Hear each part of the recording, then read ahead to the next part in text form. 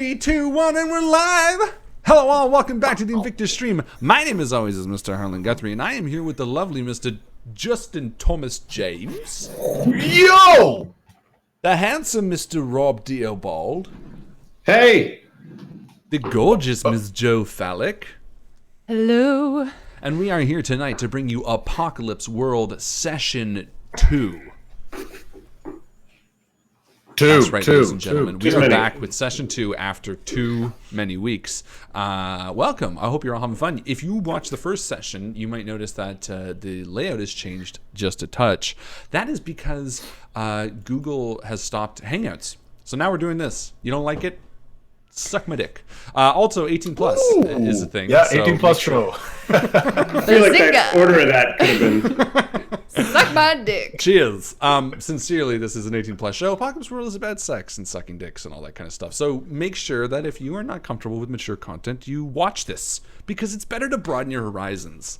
I mean, ultimately, you want to start getting a little bit more of that. Explore, experiment. That's what the Apocalypse is all about. But also like the video. Before you close it angrily, your Christian morals being shaken for one moment, then please like the video. It makes us feel really good. It makes Rob feel... How do you feel when we get a like on the video, Rob?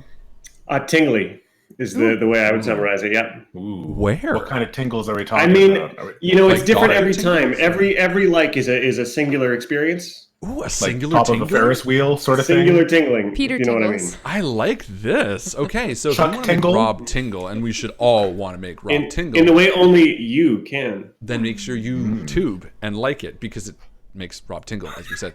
Also, if this is your first time watching, weird to start at session 2 for some fucking reason. What are you doing? Yeah, go back to 1, you weirdo. We love you, though. Go join the Facebook group. Facebook group is where we get together and we have chats and drink coffee and look at pictures of cats. Surprisingly, a lot this week, weirdly enough.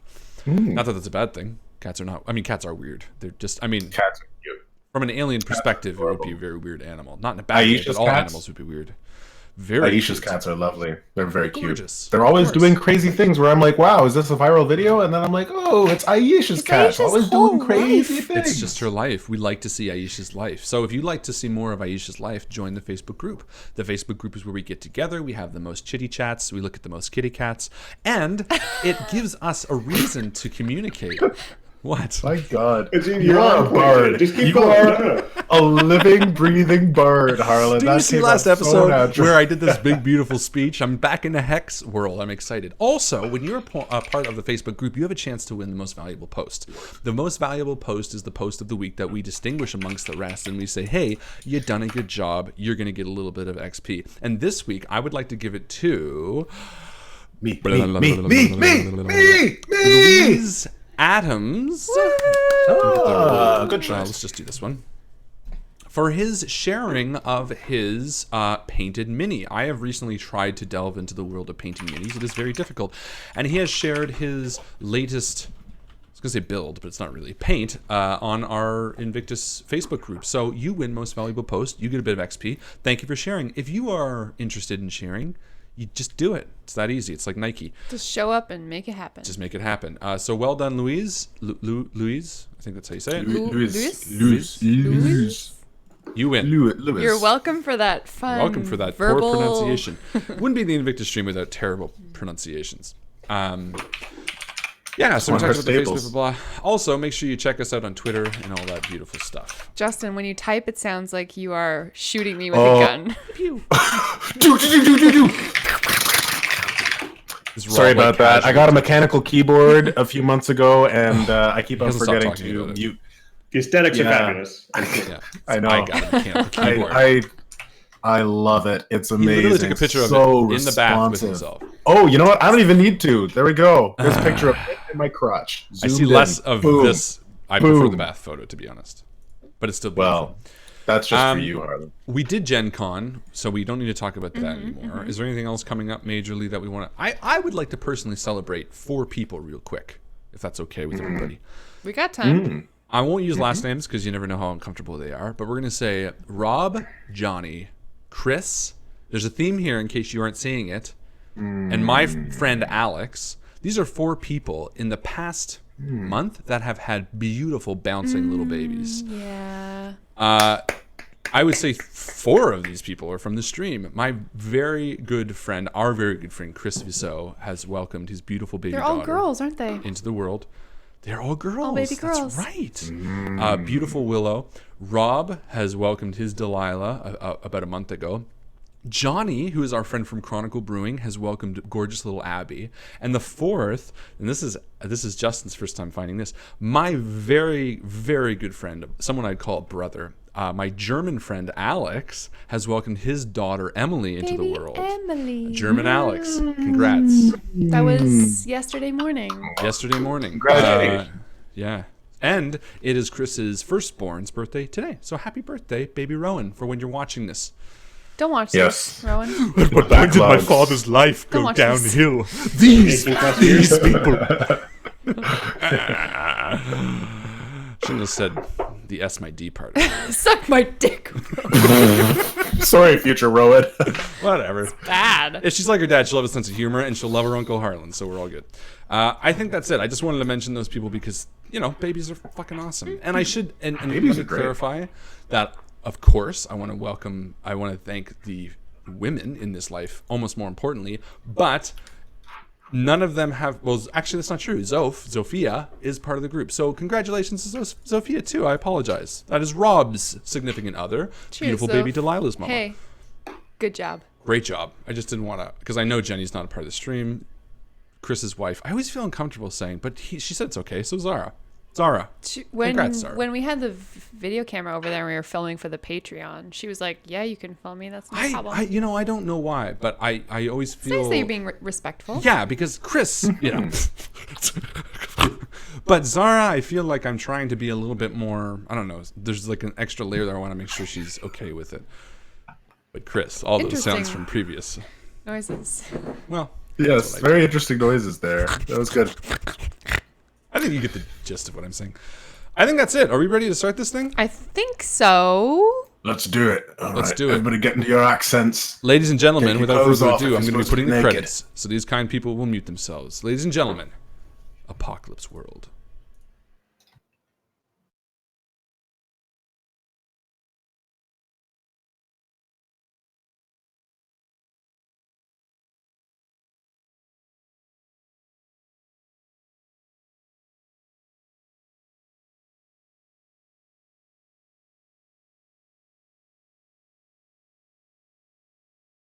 Wait a minute. I don't think the sound's working. You gotta have the sound working. Let me try this again.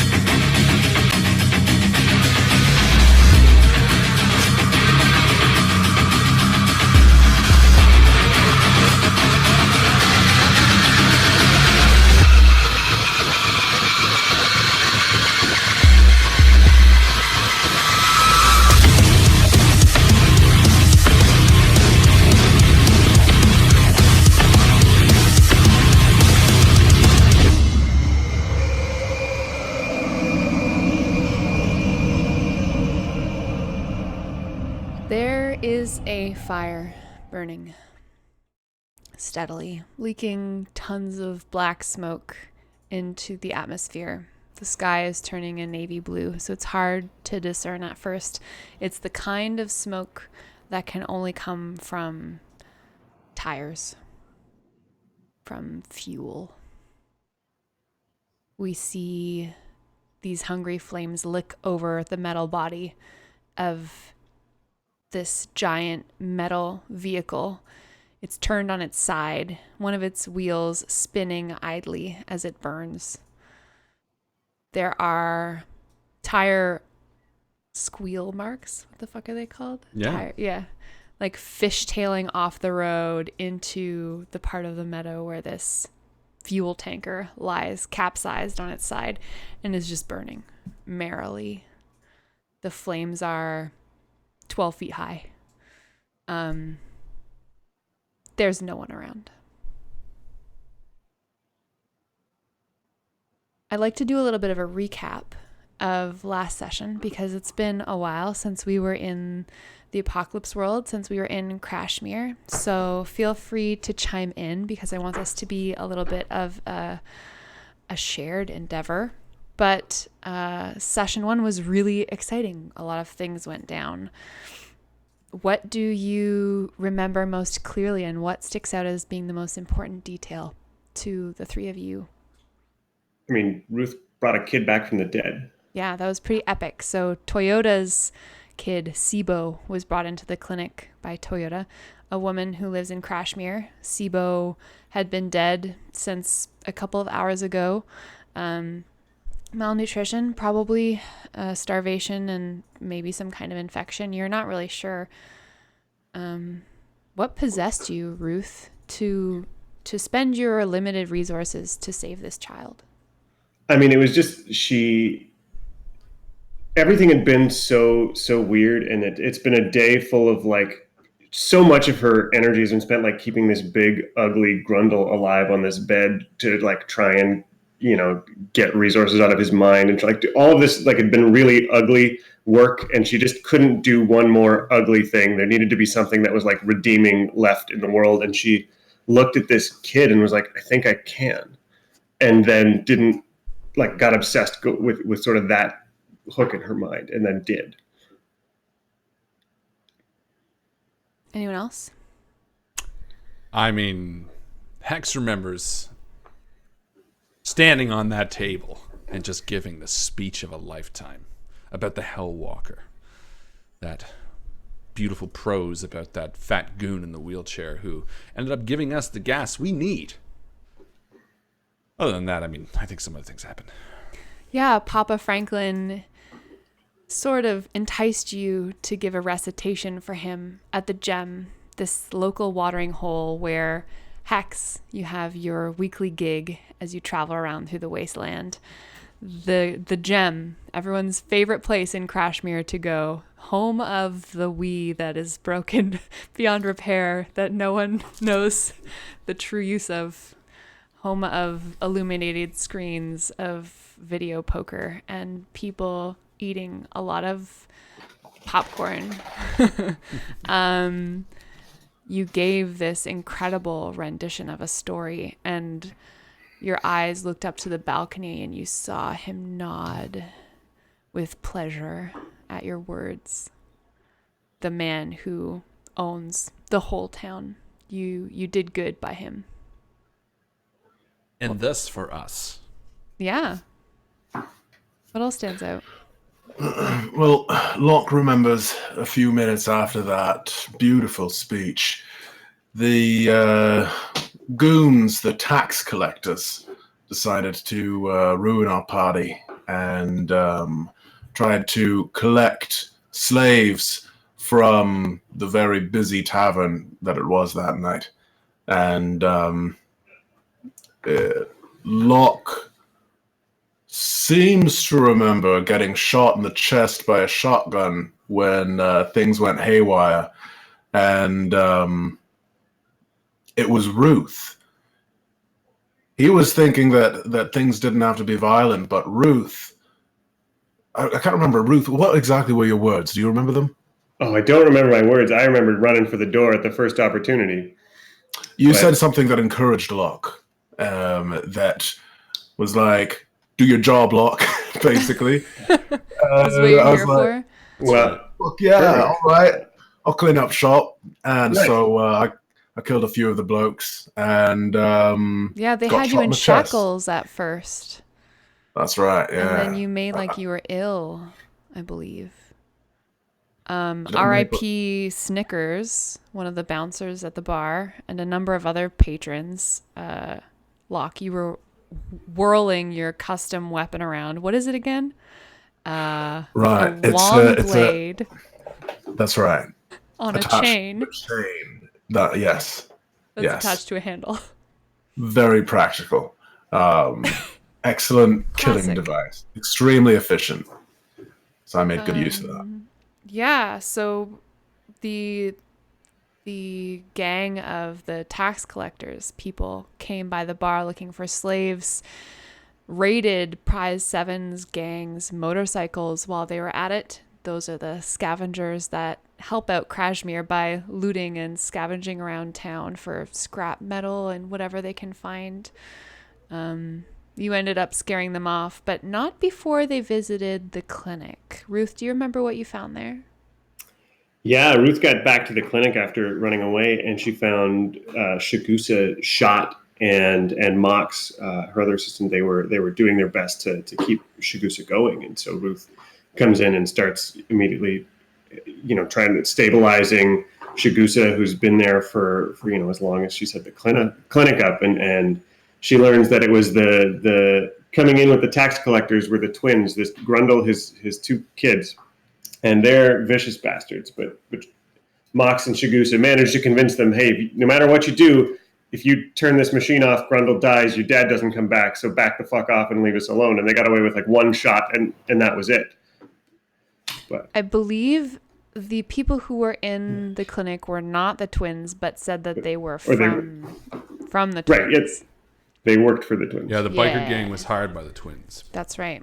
Or belonged to them. It's hard and to those really were crazy know. fuckers. They destroyed gold. Gold! Who does Madness. Who does that? For real, though. That's literally the last thing I said in the last episode. And I'm still standing there being like, gold! Like a month later.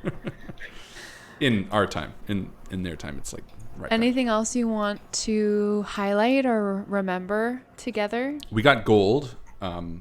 I charmed like 2 of the audience members and have a gift coming to me from one and something. You do, yes. So Papa Franklin must give you a gift. Boatswain admires your patron, so Papa Franklin.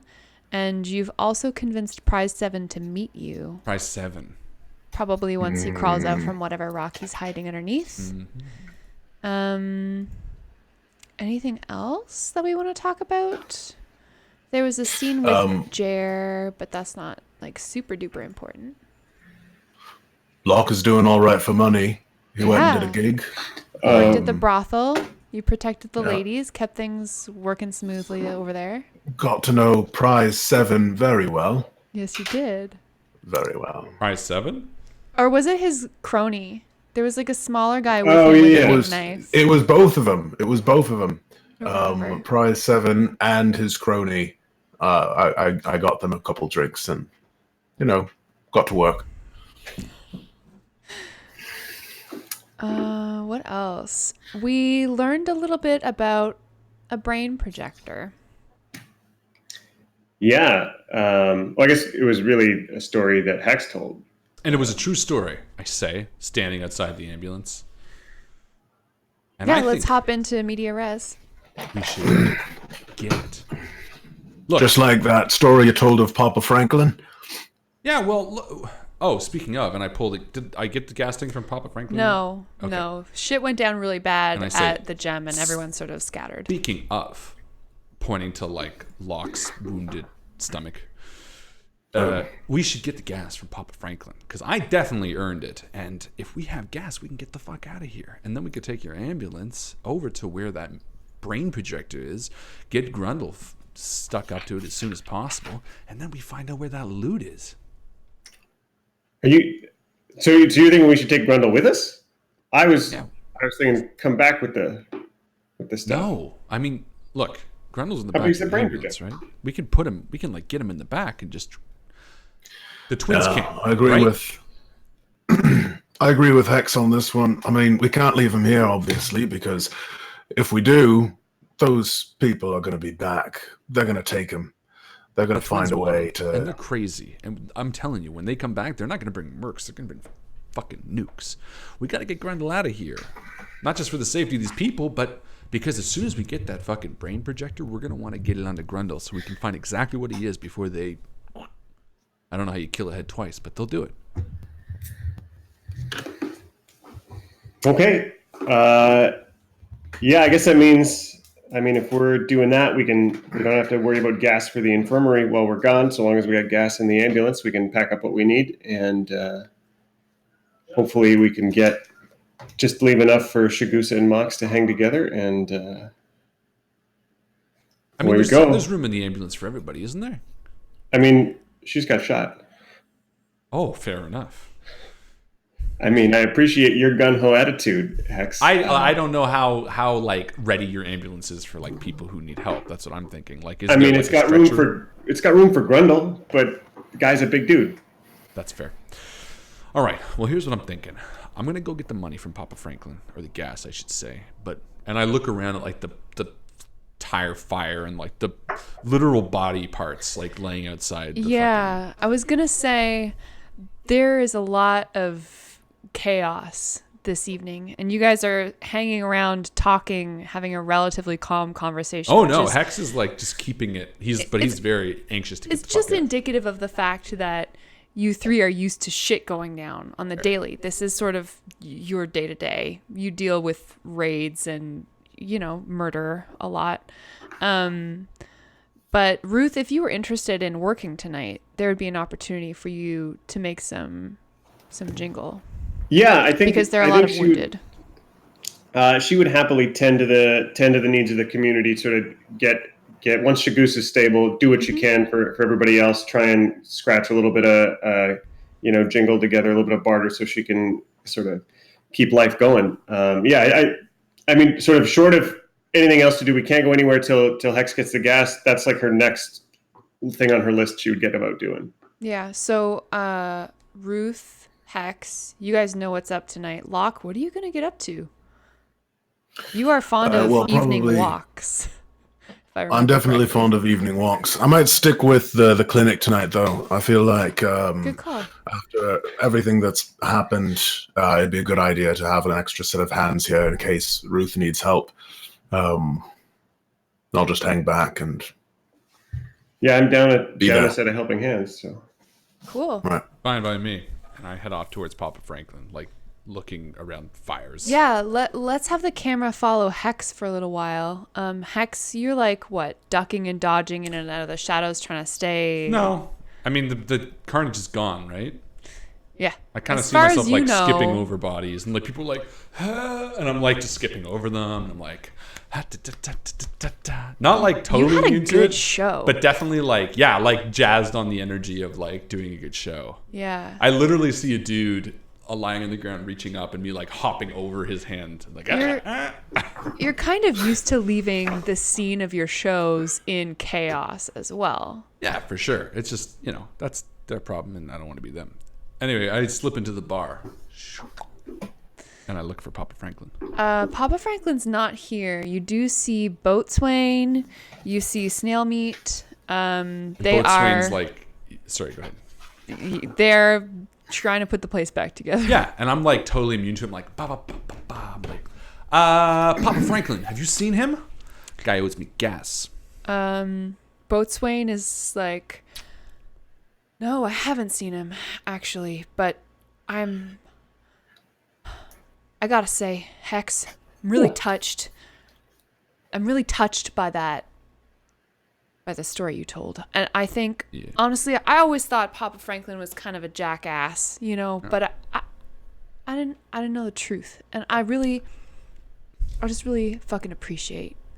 And I'm like flicking pieces of glass off the thing. I'm like, yeah, no, for sure. He's a hell of a man. He's a hell walker of a man. That's right. Yeah. And listen, I'm sorry that your show got all broke up, but you know how it fucking goes. Would you mind giving us a hand here for a little bit, or? Yeah. Yes. No, I will. Let's do it. Hey, all for one, one for... Ooh. No, I need to go check with Ruth on something. I will be right back, though, and then we will clean this shit up. High five. Cool. Yeah, it's you. And I back out of the bar and go look for Papa Franklin. Yeah. Obviously. For sure. As you walk out of the gem, there's just like the whole ground, all of the sand all around the entranceway is just littered in shards of glass. There are pieces of metal that were torn off of bikes. There's actually a couple of bikes that are just sitting unattended with their kickstands out. Some of them are just laying on the ground. Can I loot them? Yeah, you absolutely can. Anything of value? Some grenades. Why don't you roll a d4 for me? I'm going to say on a 1, there's something valuable. On a 2, there's something, maybe. I can't see what you're rolling, so you just got to I'll tell you. It's a valuable answer. What was it again? No, it's 3. No, there's nothing except for the bikes themselves, really. Okay. You could probably siphon some gas out, but not a whole lot. Oh. Well, once I have the gas, I'll get some more into it. And I skip over to Papa Franklin. Yeah. Do you swing by the bus? No. So Yeah, where are you Not going? his- No, the bus. No, his it's, bus. Papa I Franklin go to the lives bus, in a yes. bus. Yeah. Double-decker bus. That's right, yeah. All bedecked in Christmas lights and Yes. lava lamps. So many lava lamps. Oh my God. I remember. Double bedecked, if you will. Yes. He's there. He's parked in his like bedazzled wheelchair / palanquin. And he's got a couple of his ladies around, and he raises an unsteady hand to you as he sees your shadow approaching, and then kind of like falls into a bit of a swoon. I say, Hellwalker. Well, if it isn't my dear friend, Hicks. So, obviously you saw the story. I hope it was up to snuff. He looks around at the people fawning all over him. You did an incredible job, my son, of telling the story so well. Well, it's a true story. What can one do but tell a true story well? Of course it is. Now, what I say for you, a couple gallons of gasoline. Yes. I don't part by this easily, you understand. Of course. All right. Here you are. You did a great job. And your friend there, Locke, is it? He did a great job, too. You be sure you tell him that I got my eye on him. Many have their eyes on Locke. He Yes, doesn't I noticed. Well, thank you very much. And all hail the Hellwalker and all that stuff. Yeah, he slings a couple of aluminum canisters, or he has someone sling some canisters toward you. They flash in the dull twilight. Grab them, and I say, thank you kindly. And I go to leave. Do so. I don't need more. Okay. Ruth, why don't you narrate a couple of instances where you are working to save NPCs this evening? Yeah, I mean, she opens up the back of her ambulance, and she's sort of got most of her first aid kit in there, and so she sort of bundles out a bit and sort of just bare necessity stuff she's going to need, and she's doing triage first. Like it's a good walk around town with Hex, and you know, there's almost like like she's almost lost in thought, but you can see her eyes don't miss a single detail. She's like she's having this conversation almost about like how muttering to herself more about how weird today has been. Not so much the like somebody coming into town and shooting stuff up. That's normal. But the bringing a kid back to life, the weird shit she saw when she touched Grendel, all that stuff, that's really thrown her. But her eyes, like, she's finding her rhythm. And by the time she's sort of done a quick circle through town, she has her plan in place, and she goes and helps the kid who's got 5 scrapes, who can then help 3 more people once he's up and back on the ground and not bleeding. Helps that one first, ties off some bandages around there, gets him up, gets him helping the rest of his family in, sort of gives him like the 5 instructions to be like, this is really simple shit. You can do it. They're going to be fine. Yeah, they need your help. Put some pressure on that. Make sure there's nothing in there. Wash that off with some water. Know the clean water, like just that kind of stuff. And as much as that as she can go is to like prevent anything small from getting bad and lingering. And then it comes down to like the hard choices, like the stuff where it's like, okay, I could go spend an hour and set that bone now, or that person can stay screaming in pain, or I could save this life by this person's bleeding to death, but it's going to take all night to save them. Yeah. Or I can do 3 other people. Or I can do 3 easy stitches, get some people so they're not bleeding to death, or I can like spend all night fixing that leg so that person will ever walk again. And it's those sorts of decisions all night long. And she doesn't hesitate. She's a like, once she's triaged the town, saves the most lives possible, and when she gets around to it, comes to the few who are suffering and does what she can. But if it's too late, or if it's going to be bad, she'll tell it to him straight. Yeah, and people are really appreciative of your efforts, as they always are. They give you what they can. Sometimes it's just a glass of water before you head out on your way. Sometimes it's a can of pineapple, which you haven't seen in 20 years. Incredible. So you get your barter that way. You earn your jingle. And Amazing. you make it back to the clinic within the next couple of hours, where you find Locke has been holding down the fort. Locke, I feel like there should be a scene between you and Mox and Shigusa. Right. It's when I bring them there. I bring them some soup. Well, I cooked up for them. Wearing nothing you but did. my. You made soup. I made some soup. Just wearing the apron. What kind of soup is Locke's specialty? Oh, I wouldn't really say I have a specialty per se, but I do. Is there canned food here? Is all the canned food gone? Oh yeah, there's canned food. All right. It's kind of mundane stuff for the most part, but right. like it's supplemented with like, dog and bug meat. Exactly. Yeah. Like scorpion meat that you can eat these scorpions. Yeah, this snake is fine. I love Locke's bean exactly. and bug soup personally. Bean bugs, classic. What does it smell like? Cream of mushroom? Oh, absolutely. What? Oh, absolutely putrid. Very rusty smelling. It has this like coppery type zing to it. Yeah, exactly. Almost like earwax tastes. Shigusa if you know what accepts earwax tastes like. Who doesn't? For some reason, Right. Everyone knows it. Everyone knows what earwax tastes like. You've had your finger in your ear, and then you stuck on your finger That's for a a Joe good 2 Fallon minutes. guarantee. Shigusa accepts a mug of this earwax and metal soup from you with a shaking hand, and she looks at you with eyes that are so tired. She's got a bandage around her midsection from Ruth's ministrations, and she says, "So now we've both been shot, I guess. Are you still hurt?" And I look down at the wound that I think Ruth patched me up, and it's still bleeding through. And I've been through worse. Is this the first time you've been shot? Yeah. I mean, I've dealt with enough gunshot wounds myself, just, helping people, but this is the first one I've got. I think I'm going to be okay. You're going to be fine. Drink some of this. And I pass her a flask of whiskey. I always find that helps. You don't like it? That's prime whiskey. You don't get rid of that. You drink. Yeah, okay. Give me one more go at it. All right. You better not spit it out. Takes a pull. She's like, whew. Okay, Right. yeah. Do you drink a lot of this stuff, or...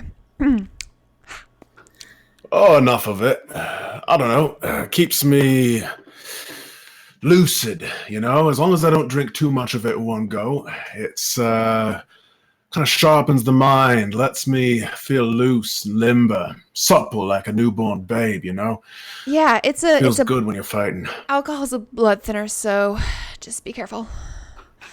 Blood. Why would I want to thin my blood, though? That's I don't what understand. I mean. Don't Well, have too so much. I don't.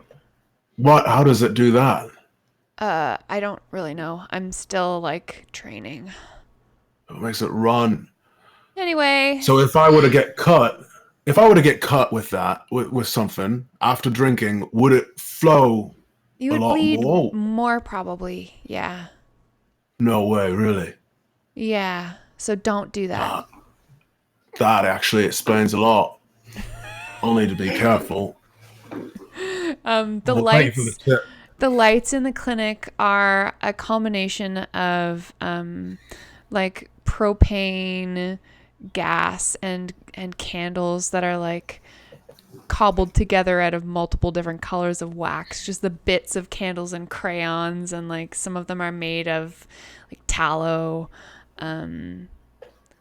There's like a flashlight style lantern in one corner, and it's cozy almost for like a minute, and then Hex comes in from getting the gas from Papa. Gasoline, or as I call it, the lifeblood of the modern era. Oh hell And yeah! I toss a can right at her, and it hits her in the face. Oh fuck! I am so sorry. I'm so sorry. God. I thought you had that. It's like And I bleeding walk from the over, scalp yeah, a and little I'm like, bit. oh god, it's flowing so viscously. Were it's you a drinking? blood thinner. Is there a whiskey in this? This is a blood thinner. You can't do this. So does that mean we're ready for business? Yeah, we're ready for business. Business is booming, and I'm the boomer. Let's get the fuck out of here. Where's Ruth? Ruth is She's out. laying hands on the townsfolk, I think. Honestly, to me, we got to get the Dodge out of fuck as soon as possible. If they come back, they're going to be looking double time for Grundle, and I don't want to be here when his sickly, sweet little twins come knocking. They don't knock twice. Yeah. Mox, Shagusana, It's you Shigusa. guys, Shagusa, do you guys have a place where you can go to cool things, when things cool off a bit, you know? You guys have a place to go, somewhere where it's safer than here, because I feel like those people will be back.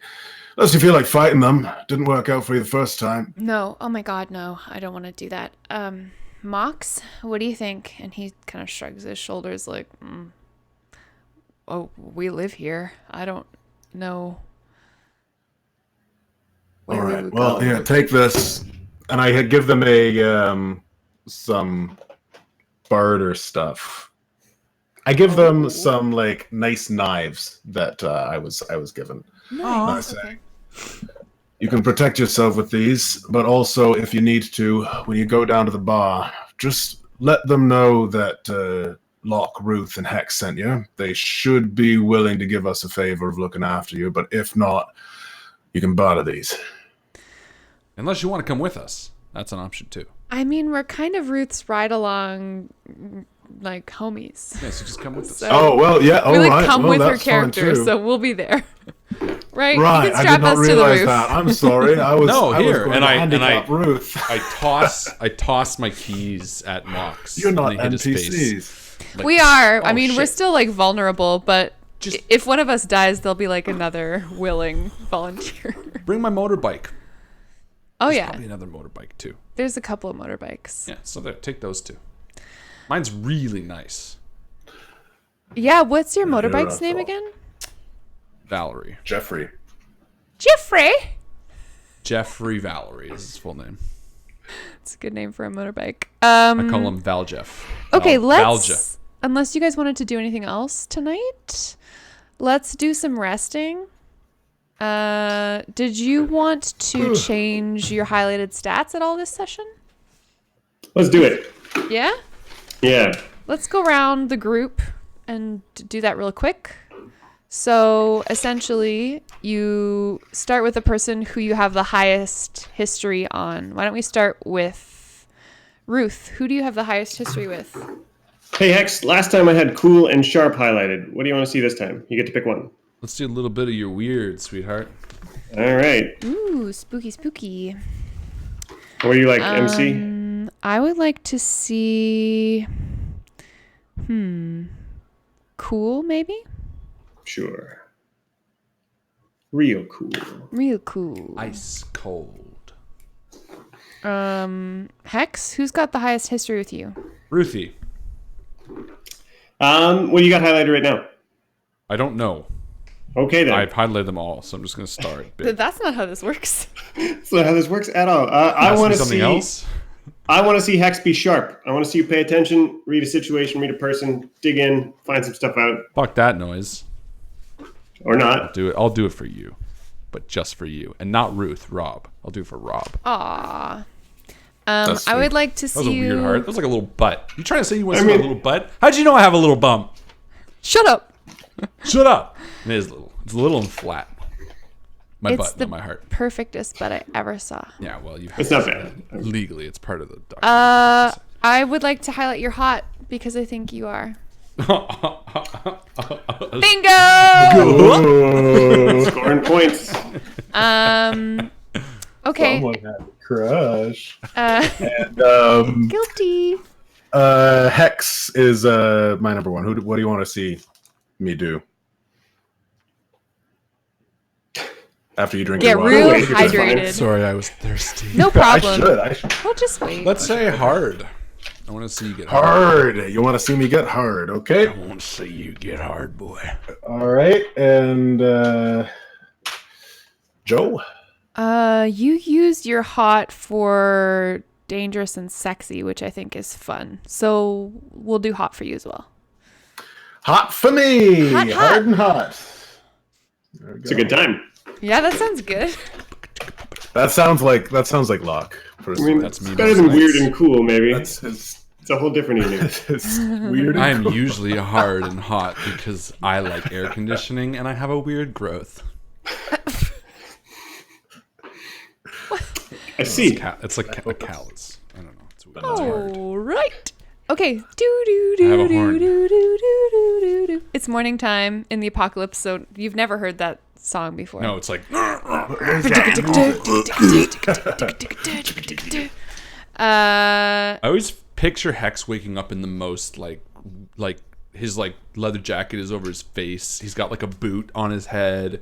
He's like curled up in a weird ball. He's always like and looking like Looks like you're hungover.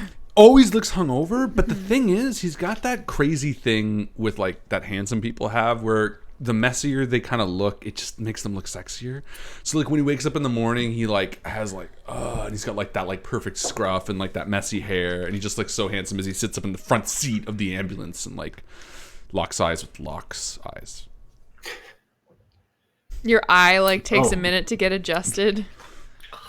And Locke Yeah. is sleeping with his eyes open, and Hex thinks that he's just like staring. My at eye him, but does. It's like Oh, so there's 3 eyes open and both of you are asleep. yeah. It's fucking gross. And Ruth hasn't really slept at all. She's got Shagusa back on her feet, and the Shagusa, Mox, and her have been like loading everything of value from the infirmary, including Grundle, into the ambulance, trying to make it mobile and ready to go, so we don't have to leave anything of value to be. It's like valuable to bumping, be and I looted stood up behind. eventually. I'm like, "Can you stop moving?" No, Locke and I are trying to sleep in. What a hectic night. pick the ambulance. It's literally the loudest place all night. I don't know what you were thinking. I was thinking that my friend Ruth would let me sleep in. And I throw The my alarm coat is down just angrily. the siren is just going. Yeah, I think at that I'll just flip the siren. All right, you ready? This is part of my tool set. I hike up my crossbow, the crossbow that has the sight on it, and I kind of look up at the roof. Is there like? It would be so Yes. cool if there was. Is there like a turret, like a place for me to sit up there? I think it's very possible there is a place for some extra seating up there. A little bit of like shielding going on. It's an apocalypse world ambulance, so it's not Right. You know, it's got extra armor plating actually. It's massive, bigger than a normal ambulance, and it's got extra armor plating, so it's like beefy and. If it's got armor plating, it's got a Yeah. turret mount. It's Fuck got yeah, a it place does. where I can chill with my It's sniper a huge crossbow. workhorse of a machine. It's vintage. It's flashy, but it's pretty loud and pretty sloppy when you get to the steering. So with a smooth, fluid motion, I reach up with one arm and I swing myself up effortlessly onto the top, making a loud clanking noise as my bare feet smack against the hot metal of the top of the roof. And then I sit down and I keep my feet up. Oh, get up here. Oh, Damn, it's hot. Yeah, it's a really hot day already, and it's not even that sunny out. I hope you packed your post-apocalyptic sunscreen. What are Yeah, you guys it's doing? called Where are you too much. going? Are we driving I mean- there now? Let's do it. Yeah, Ruth fires up the big diesel engine on the ambulance. Black smoke comes out the back. She puts it into first gear, and away we go off the bumpy roads. Hex, are you driving your motorcycle? No, I'm in the front seat next to. I gave the motorcycle to Mox to drive. It's like, here, take this. Okay, yeah, Mox. He's kind of like a gearhead wannabe, so and he's a bit into that. Attracted that he gets to drive my motorcycle. Oh yeah. Oh fuck yeah.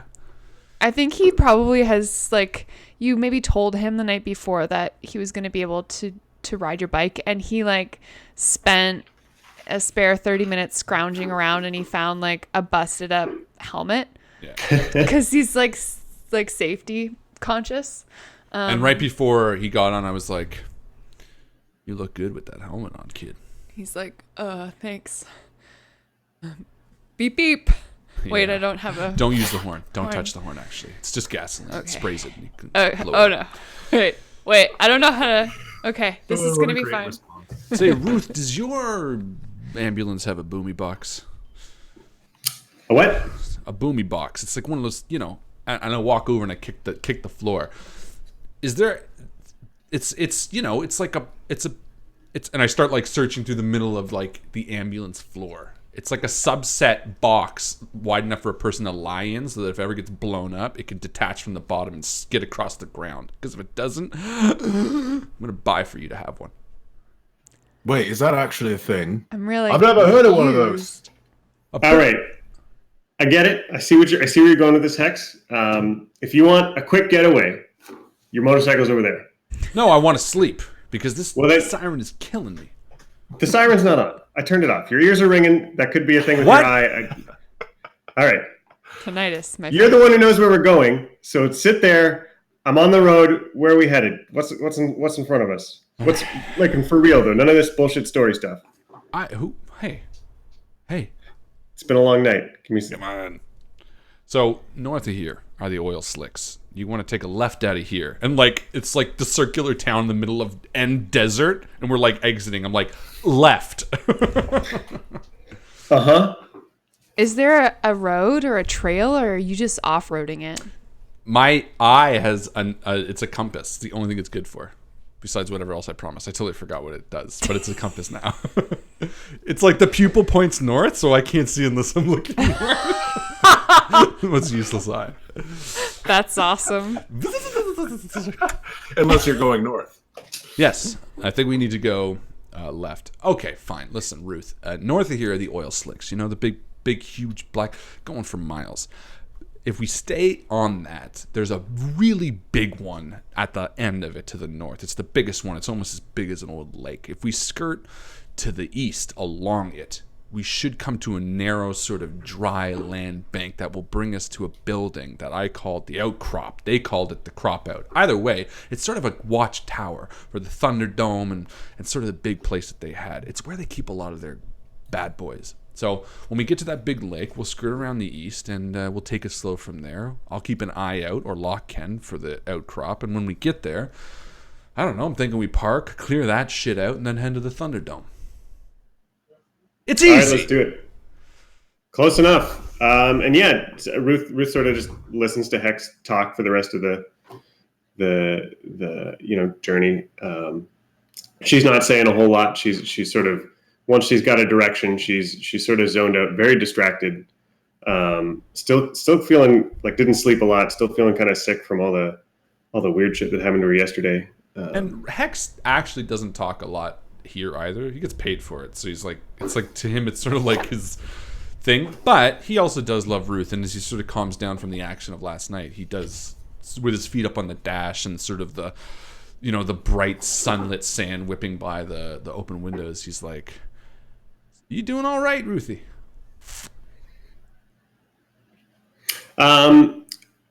Ruth sort of stops for a minute, but still keeps one eye on the road, but moves just enough of the other eye to like size Hex up and down and really, really try and get a sense of like why he would even notice or care to ask. I'd like to read a person.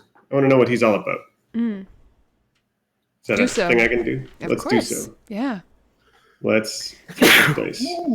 Less poo. Thank you. So roll plus sharp. I thought I did, but then nothing happened. So let's try it again. You got 5. Oh, Now you have 8. how come it's not showing me? I see. So 5 is fine. I get plus 3 is 8. So forget the second one. I just don't know what's going on with my computer. So I got one question for you. If on a 5 plus 3. Yeah, so I got to ask you one question. Shoot, Tagger. What's your character really feeling? Right now? So like she's looking you up. Yeah, you're asking about me, and what are you really feeling? Concern. You're going back to this place. Concern? Yeah. Right now, Hex is sort of... He gave the speech of a lifetime, and it's like playing a rock show. You are amped up on so much energy afterwards that you're kind of hyper, and it carried over to the morning. He was having great dreams. He's woken up. It's kind of passed a little bit. Now he's a bit more somber. He's getting ready for it. But he looks over Ruth, and Ruth looks really focused, a bit concerned. He sees the blood that's dried on her fingernails. He's concerned. He wants to make sure that Ruth is doing okay. He knows that she's sort of the rock steady of the group. And between Grundle's sort of freak out when she touched him accidentally and what happened last night, he hasn't seen Ruth this shaken. And he knows her arguably the best. So, yeah, it's genuine concern. Here's the thing, Hex. The last time we sort of talked about this, if you really want to know, you told me you don't believe a whole lot of that weird shit out there. It's not for you. It's not real. And I mean, I'm really stuck in my head about it. Nah, listen. And I grabbed that little RV partition. Which like, I think the driving compartment's pretty separate from the like. I know, but for some reason in my head, I think even though it's an ambulance, I think it's like an RV converted to an ambulance. But either way, yeah, it's the separate part. I shut the little window, that chunk, and I'm like, there's enough that I don't know about the world. Some people, they look at a pile of shit and they say, yeah, I want to fuck that. I don't get that. And equally, maybe I don't experience the kind of weird that you're talking about, but that doesn't mean it doesn't exist. And I'm sorry I made you feel like it wasn't true. So let me put aside my ignorance. I don't understand it. And part of me says hogwash. But let me mute that part of my brain for a second. Ruth, I am open. Tell me what you need to tell. It's just... When you were talking about a boombox earlier, I was wishing this thing had a radio or something that would play music or something. Just anything to make noise and drown out this buzzing. And I can you hear it? You can't, like, if you stop, can't you hear the world screaming at us? Just this thin edge of it's not the air. It's not like a roar on the wind. It's just something is howling out there and I can't get it out of my mind. And every time I touch somebody who's hurting now, if I don't have gloves on, if I'm not being really careful, the howling stops for a minute and it starts to say things I understand, and that fucking freaks me out. And like I touched Grundle and I saw shit that he saw when he was alive. I was in a place, there was water, like that's not all right. And I don't know what to do with that. I don't know anybody else who's really in tune with that shit, and it's freaking me out. And like even now, like if you stop and listen, do you hear anything? And Hex listens for a second. Sort of cocks his ear to like the window and the drone of the tires on sand. Every little thing is going to be all right. Yeah. Let me see Everything your is hand. going to be Hold your hand out for a second. all right.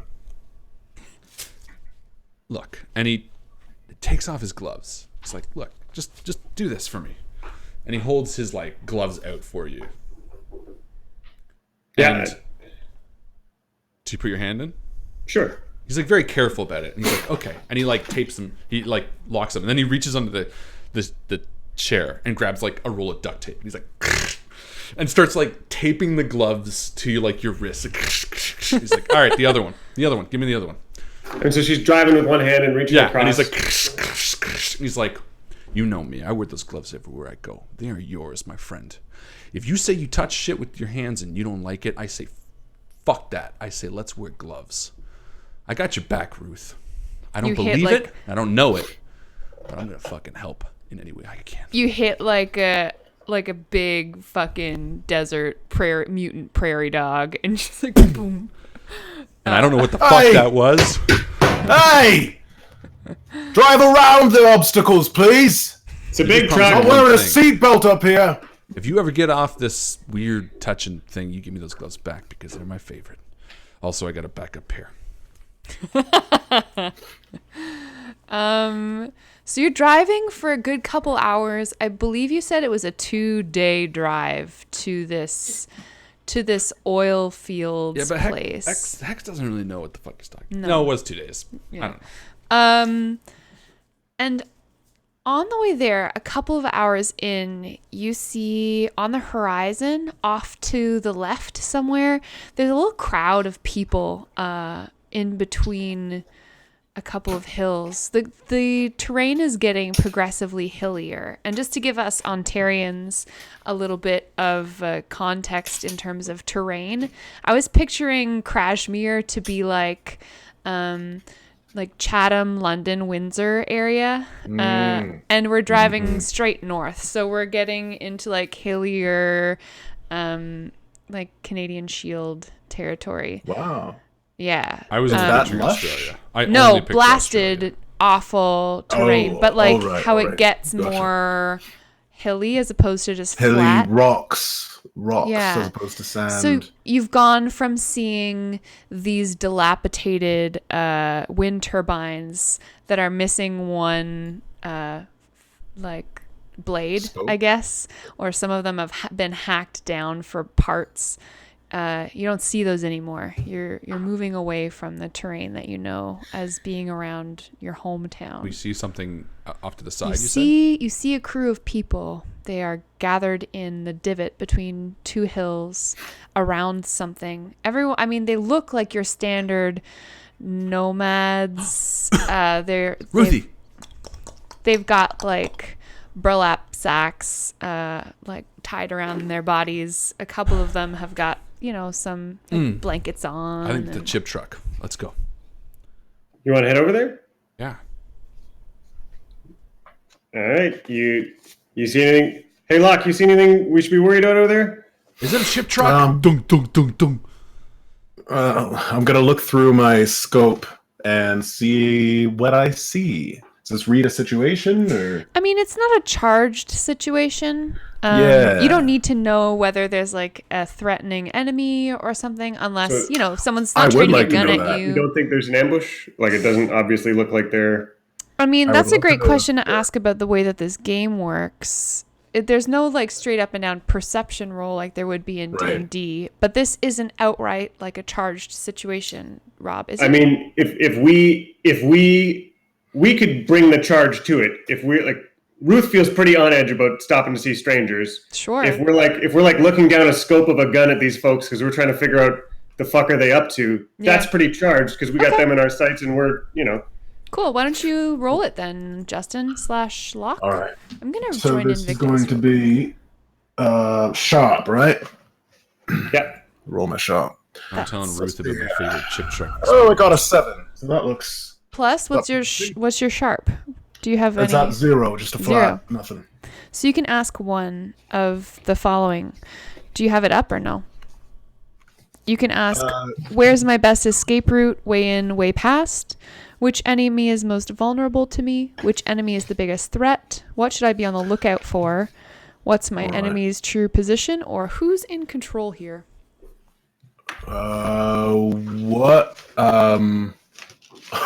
What the question?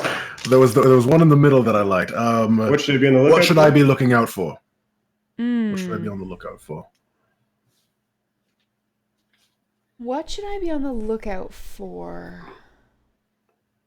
It's kind of tricky. It's like It's very tricky. Enemies? bad guys. Should be on the lookout for them. Potholes. Potholes. Dragons. I would say groupthink, maybe. Oh, groupthink. If that's a fair Do I notice answer. something about their movements, that they're moving like very much in tandem or something like that? No. They seem to be all gathering around an object, and as you either approach or pass by, you can see it's some sort of object it's sticking out of the sand here. It's maybe 8 feet high. It's a dull gray color. Can I see it through my scope, or is it too jittery? Depends how close you want to get. Well, I think we're driving over there unless Locke shouts out like there's an ambush, stop, which it sounds like that's not Doesn't the case. look like it. Looks safe. Approach with caution. Something interesting over there, though, that they're all looking at. All right, we'll take a look. God, I hope it's a chip truck. Poutine. No, in the future it's like it's a poker. They're roving poker trucks that you like can buy chips for and like make money and like make barter and then That's fuck kind of off. sick, actually. I know. I like that idea. So there's one of those, and Yeah. as you approach, you see. I mean, it's this big tube. It's like a big pipe, and it's sticking out of the ground at about like a 70-degree angle. It's about 8 feet like in diameter. It's about 8 feet out of the ground, and a bunch of people are just kind of roving around it. There's one figure in particular. She's hunched with wild gray snarled hair. And as you pull up and observe, she starts singing a song. Do you want me to sing a song? That song I know. I did like a happy song, a sad song, and just a weird. It's like a I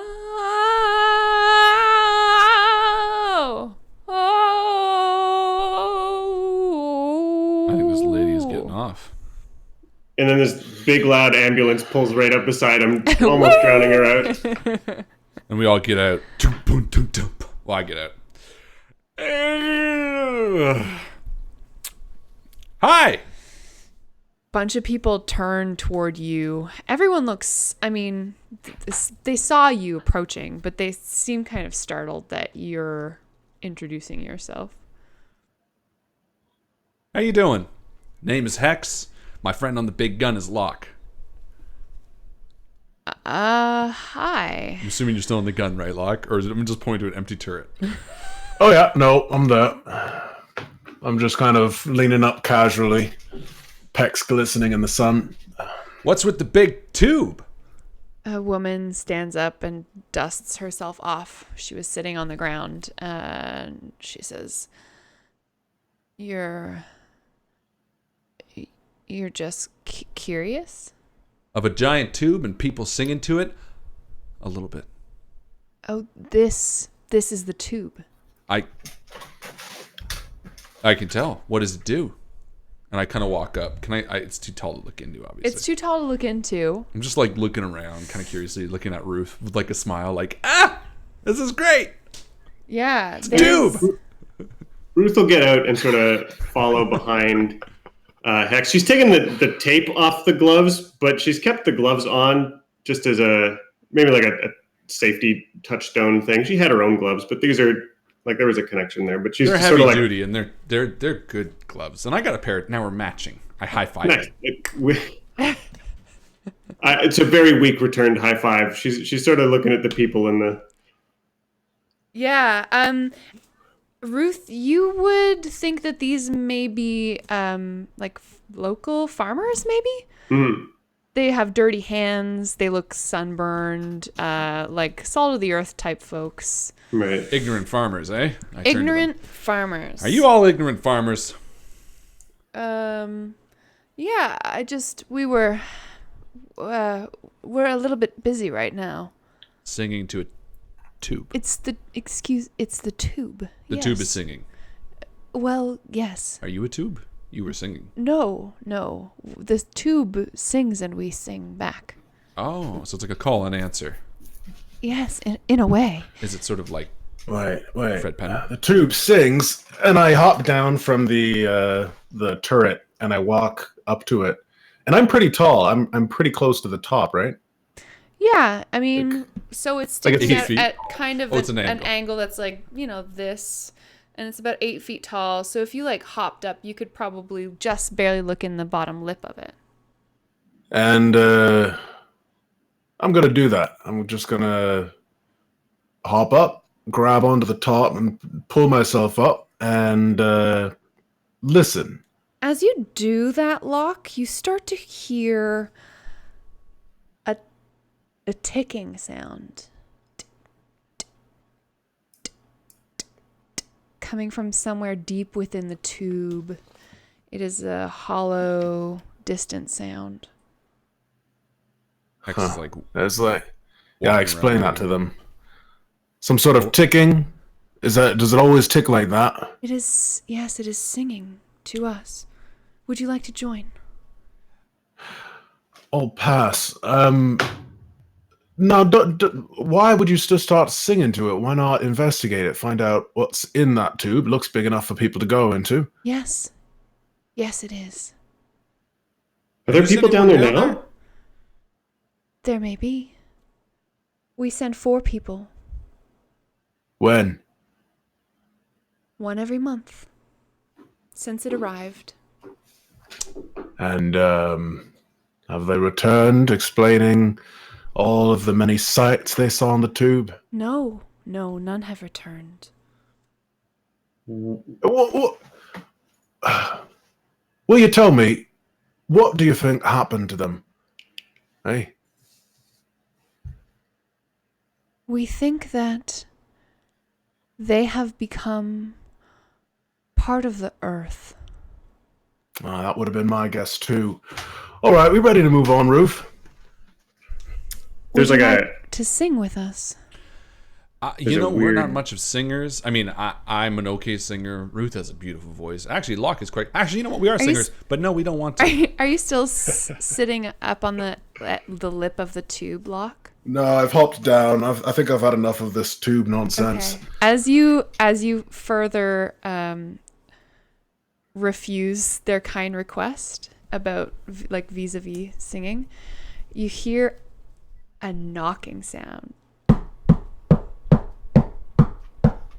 echoing up through the tube, and everyone shudders all at once. All of these people just like break out into this wild convulsion.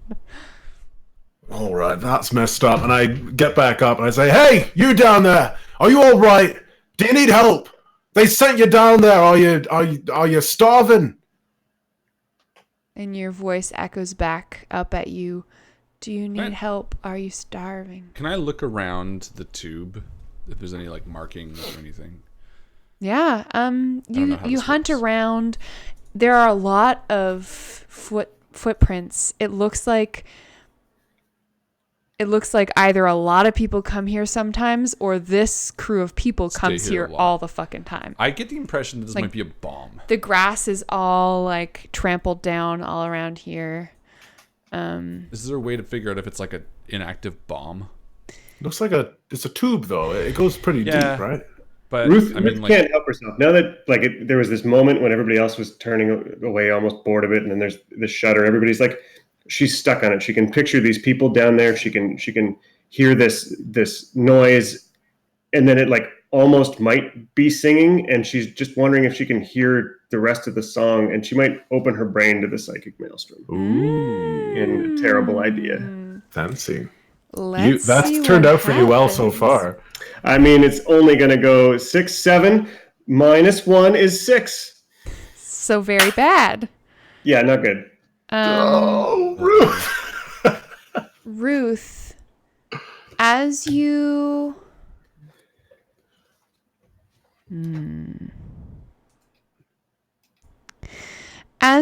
open your brain to the psychic maelstrom, what does that look like? How do you reach for it? There's no person here. No, it's so she's listening, and there's that first shudder through everybody that there's 4 knocks, and it makes this, and as she like sees that wave run through them, she feels it move down her spine too. There's this moment when the like wave coming out of there comes out and it becomes her turn to shudder, and she feels herself move. Yeah. And then she feels herself like tune into whatever's happening here. She feels like that song that the woman was singing for a minute. It's like she almost knows the next notes to it, or like intuitively figures out like what should come next. Okay. Ruth, as you experience this like audible premonition, you hear a voice come out of the tube directed at you, and it says, I can see you.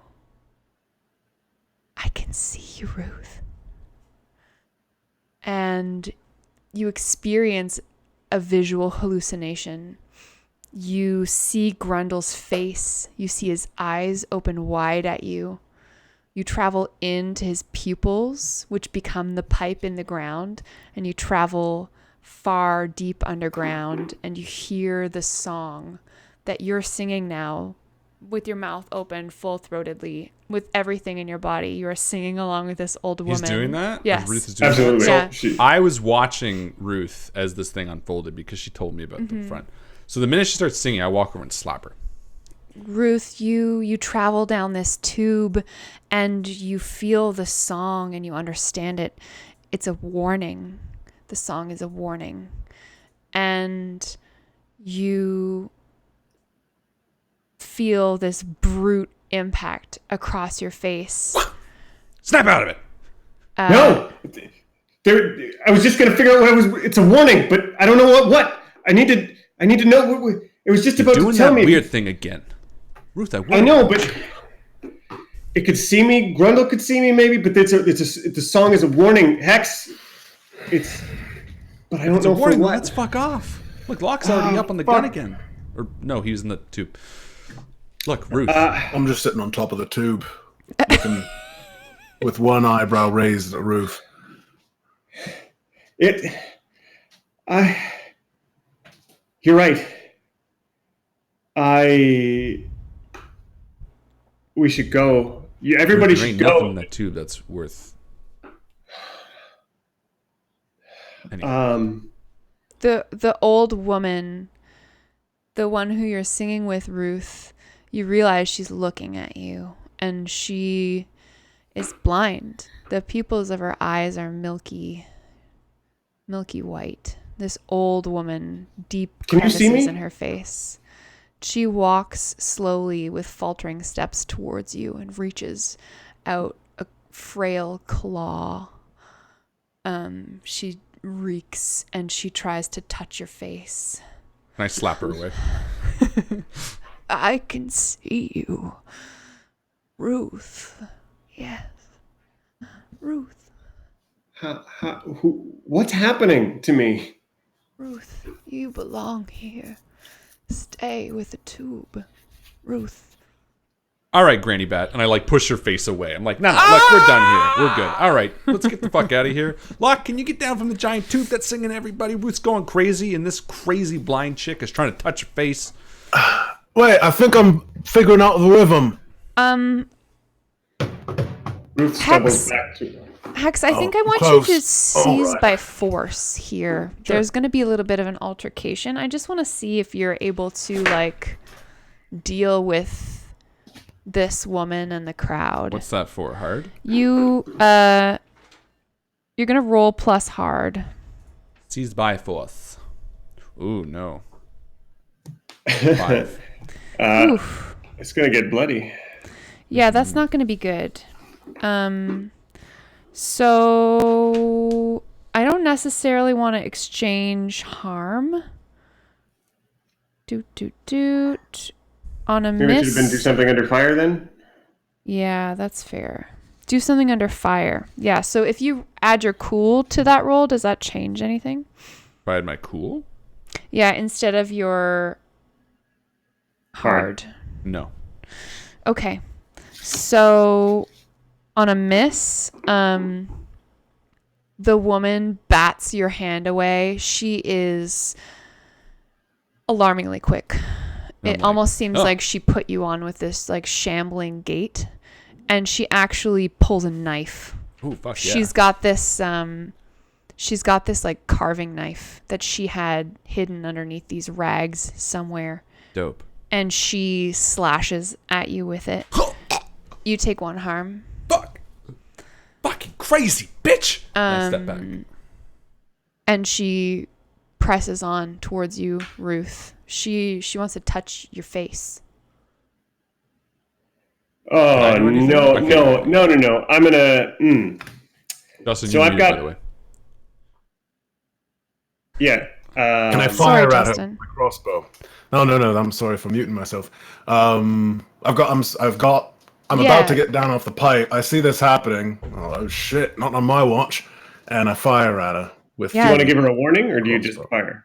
Just fucking explode. I'm gonna fire at her ankle. Like, Oh, I wish you were still try at the. to- I wish you were at like the 50 cal. How funny would it be if you're just like, it just like goes up. Just like we get You just covered mow in down blood. the whole crew of them. Oh, that would have been so cool. I think you're succering someone because I don't think there's really any chance that you could miss this necessarily. She's an old woman. She's not expecting you. She's focused on Ruth. So you would just deal the damage, whatever harm we've established your crossbow deals. And we have established that. We have. And it is written on the back of this. Oh, there it is. Too close/far. So that's 2 harm. 2 harm. Yeah, the old woman takes the bolt from your crossbow right Between the in the eyes. chest. Oh, you Oh, didn't. I was aiming for her ankle, but Too bad. I guess I missed. She clutches. It's all at right. it. It's badass. Her one hand still holding the handle of the knife. It's dripping with Hex's blood, and she Bitch. takes a hard knee and puts her hand down in the dirt, and she's laboring her breath. Blood starting to come out of her mouth, and everyone erupts into frenzy of action. People are picking up pitchforks and screaming. You hear more knocking coming from inside of the tube. What do you all do? I'm gonna run to the 50 cal unless Locke's gonna do it, because I really want that No, scene. I'm still on the tube. I'm reloading a bolt. Ruth, what do you do?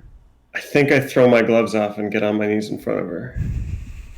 You crazy And- person, Ruth. I'm gonna point the 50 cal at you.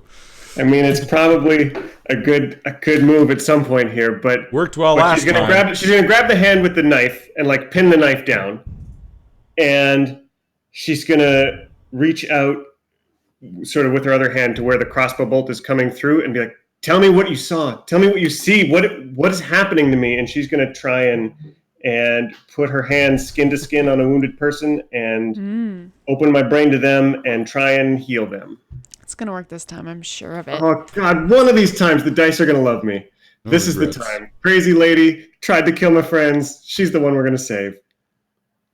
Ooh, very good. What is it? 12 minus 1 is 11. Wow. Only 10 plus heal a second. You called it. Wait, was that double 6 then? Yeah. That's Fucking A. sick.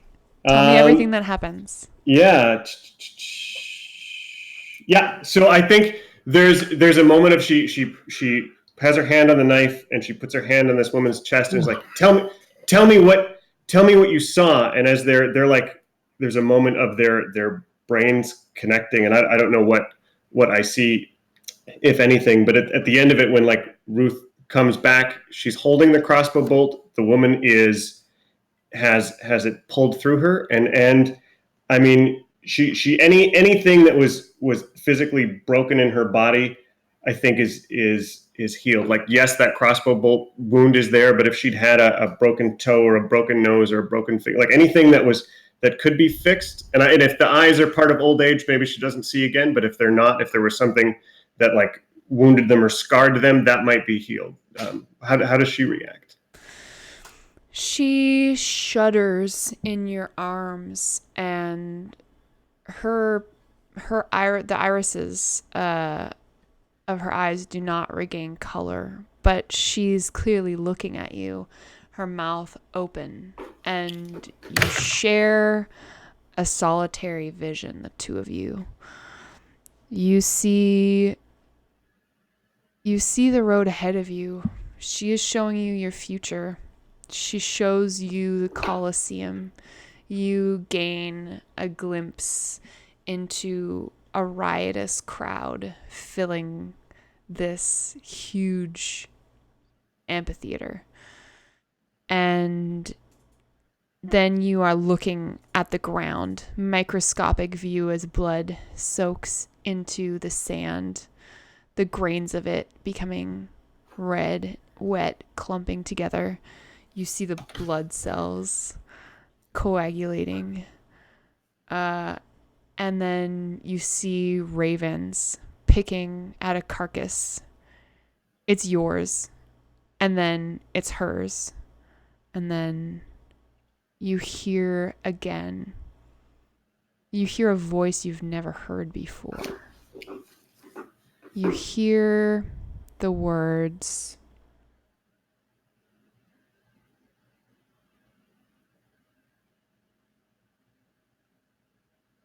the end times never reached it.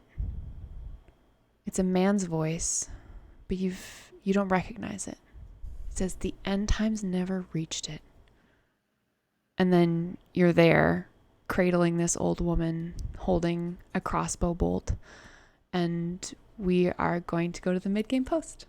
Oh, nice. My goodness. Ladies and gentlemen, it's time for the mid-game post. This is where we stop the action. We jump to you, our community, and we say, hey, how's everybody doing? Hope everyone's having fun. And we ask you a little question, and you answer it. You get some XP. The question of tonight is, what's Rob's last name? My goodness, that's a tough one. What's Rob's middle name? I don't even know that. He told Oh, us. I do. I do too. No, I don't. I could guess. I think it's something like Kevin or Keith. Is it Keith? Okay. Keithan? Evan? No. Michael. Marvin. Mitchell. Something with an M. Martin. What if I told you I had rad initials? Oh. Oh, It so starts it's with an Alex A. or Adam or Adrian. Artemis. Definitely Adrian. I feel like this is not a good question for the mid-game post. Great It's question. not. I would like to know the name of. Oh, that's Rob's funny. middle What's name. I this did. woman's name? This woman's name is Frank and Jesus. Bellatrix Lestrange. Oh, Frank and Jesus. I like that. Yeah. Yikes. Yikes, indeed. I just I'm looking at my list of names here. What's the name of the baby that Ruth saved in episode 1? We mentioned it in the recap if you're paying attention. And then if you have previously seen us play Apocalypse World, you will remember this baby featuring prominently. Frank and Baby name, question mark. Jesus. Frank and Jesus. Frank and Jesus. Who's that? Frank and Jesus, man. Oh, you like Jesus? She's Frank Yeah, and of Jesus. course. Bye, Rob. Rob's gone. Bye. Just you and me, baby. That's fine. You and me. You having a fun night? Yeah, you? Yeah. Yeah. Yes. I liked my comb over, but I think I'm gonna go back to I thought your comb over was pretty Buns. sexy. That's Yeah. not bad either, but the This comb over was buns? dope. it just kept getting my face, and then I have a lot of face paint on, so it was getting sticky. It's funny because you got like badass thing, this, and then you got your glasses. My glasses and just like my It's like standard normal tank glasses. top. Yeah. The tank tops. Tank top suits it though. Yeah, I guess so. The glasses are the most surprising thing because nowhere in the apocalypse would you ever find a pair of glasses. Oh, Knox is watching live with us. About How are time, you, Knox. Welcome from South Africa. Nice to see you, Knox. Africa. I mean, we aren't seeing you, but you're seeing us, so it's like the Nice same to thing. see us. Who we haven't really interacted a lot with the community tonight, and we've got some fun people hanging out with us Yeah. today. We have Alexandra, who is on top of shit as always. Zia, Lucas. Who else? Michael and Brianna. Colin Burkhart. Hi, Colin. Banana nana. Na na na na na na. Na Na na na na na. na. Na na na na. Na na na na. So to anyone who might have watched last week, The Wizards of Wine Winery, Joe and I finished it. Sorry. So here's how it ended. Basically, we stopped mid-combat, and we ended up finishing the combat. Yeah. Harlan killed a lot of druids. A lot of druids. Killed a lot of blights. A lot of blights. He found a cool staff. Coolest staff. And it's so funny because I was like on the sly trying to get you to attune to that staff before the end of combat because it would really, blights. really help you in the combat. But I did okay. You did. You Minus did great. that fucking second level spell that keeps getting stupid concentration. Tell us all about it. It's dumb because I had this awesome spiritual weapon. guardians. Oh yeah, no way to Guardians. Spirit guardians. Yeah. Who like did 1d8 radiant damage for anyone who started their turn in it or entered on their turn in it. So great. But I kept casting it, and then the druid would attack me and lose my concentration. I cast it twice, lost it both times before it ever did any damage to anybody. Thunderwave. It sucked. Such a good spell. Got angry. Sorry, not sorry. Oops. But I am loving the costume that you have going on. This? Yeah. I also painted Graham mini. Mm-hmm. So that's exciting. And Harlan and I have a big weekend coming up. We're very excited. Super big. We're going to be going camping. Yeah. We're going camping with Lil Hen. And I'm going to wear my face like this I hope the so. whole time. And then we're doing Chris Viseau's birthday party on Friday. Yep. Then we are doing cottage, and Sunday we get a day of rest, just as Jesus intended it. God. Fart. Remember when I started this whole thing off by saying suck my dick? That was hilarious. Yeah, it was. And we only have 12 likes this video. Wonder why? Because I'm not very good at GMing. Oh, shush, you're Wah, amazing. wah. No, it's because I didn't promote it until like the last That's minute. okay. Don't worry about it. But if you are watching the video, like Yeah. and subscribe. Wait, did we hit 5,000 subscribers on YouTube? I think we may have. I don't know. Why don't you take a look? I don't ever care. Why don't you look and see? Oh, hey, we're at 5,011 subscribers on our YouTube. That's pretty cool.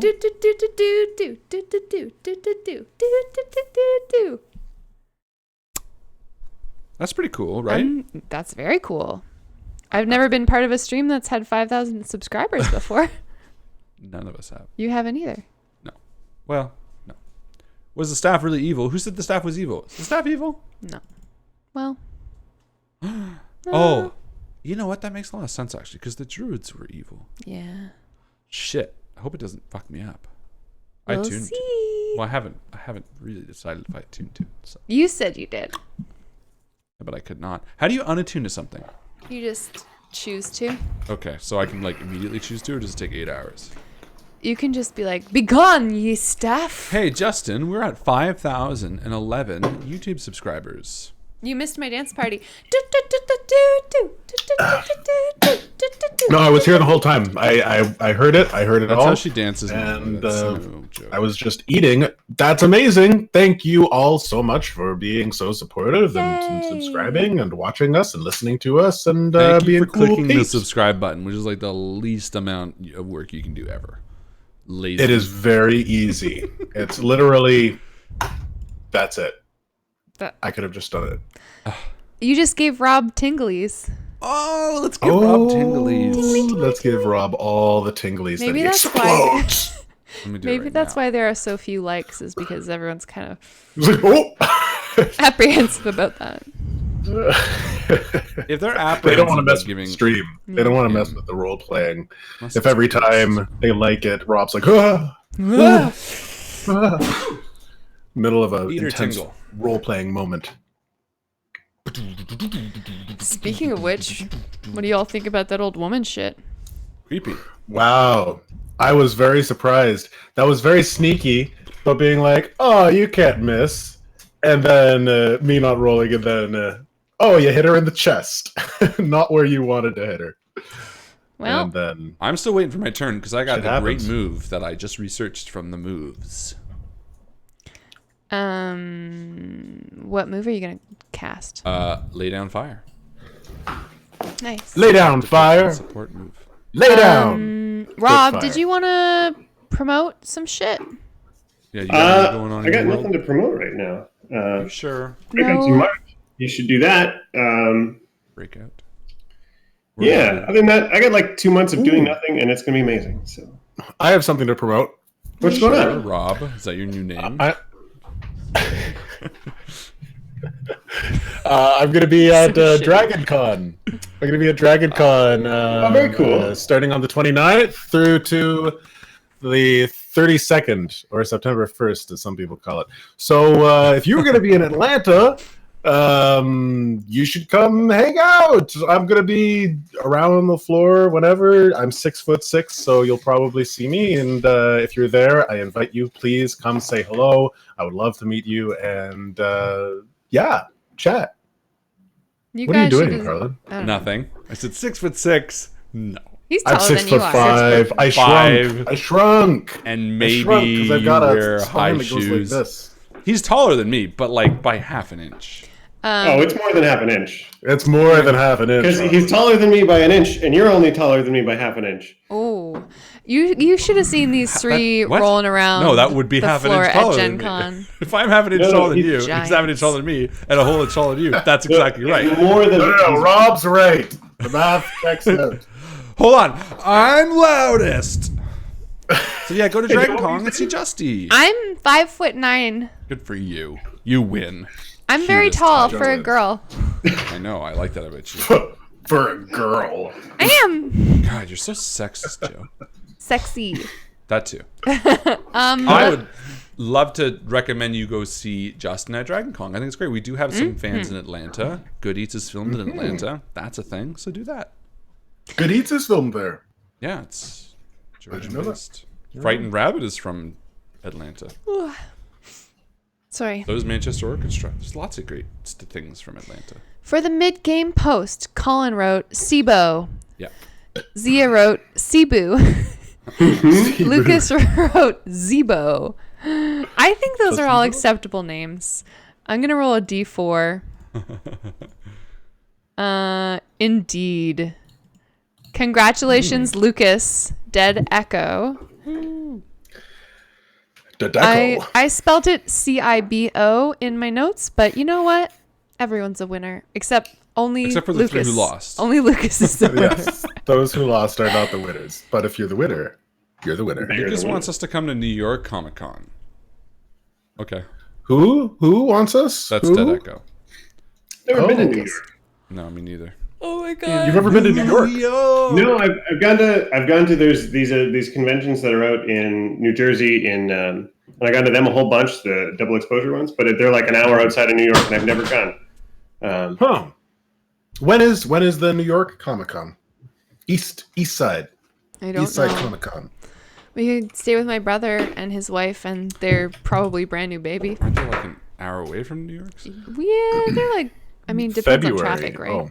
I imagine it's like Toronto, where everywhere in Toronto is an hour away from Toronto. Yeah, exactly. They live in like New Rochelle, which is, it's like Now people 40. can harass them, Joe. All of our thousands of fans. Joe's are- brother in New Rochelle. man. They're just gonna Oh, Google it and be like, man. there he is. Found them. You don't have anything to promote, Rob? Okay, you said March breakout. Yeah, that's it. That's all I got. Well, I guess if you're in Toronto, there's a monthly meetup that happens every month. The next one's the 15th of September, probably. That happens next. Are you running anything for it? I'm not. I just organized the event. So I think there's cool games. There's now you're putting me on the spot. I'll have to go find them. Rob, Do you There's tell go us- a to Cthulhu it, game. or are you just organizing it? He I go to quote it. It's at the end of unquote my street. organizes it. Okay, well, I'm not a mind reader, I'm just Rob in Sin. What That's bar is Rob's it full at? name, by the way. Robinson. It's definitely not. It's at It's the Robinson. all the words that I did. It's at Murphy's Law in sort of Queen and Kingston Road Murphy's Law? Pub and Kitchen at What a great name. 1702 Queen Street. It's in an old bank. There's Tunnels and Trolls, Dialect, Escape from Dino Island, and Call of Cthulhu happening. So come play games. Whoa. Who's running Call of Cthulhu? It's you. Surprise! No, it's my friend Jason Shayer.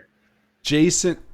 He might be a member of Sharer! Invictus. Yeah. He's a member of Invictus. There you Oh. are. Invictus connection. Yay! Are you friends with Jason? Yeah. Did Jason? Is that how?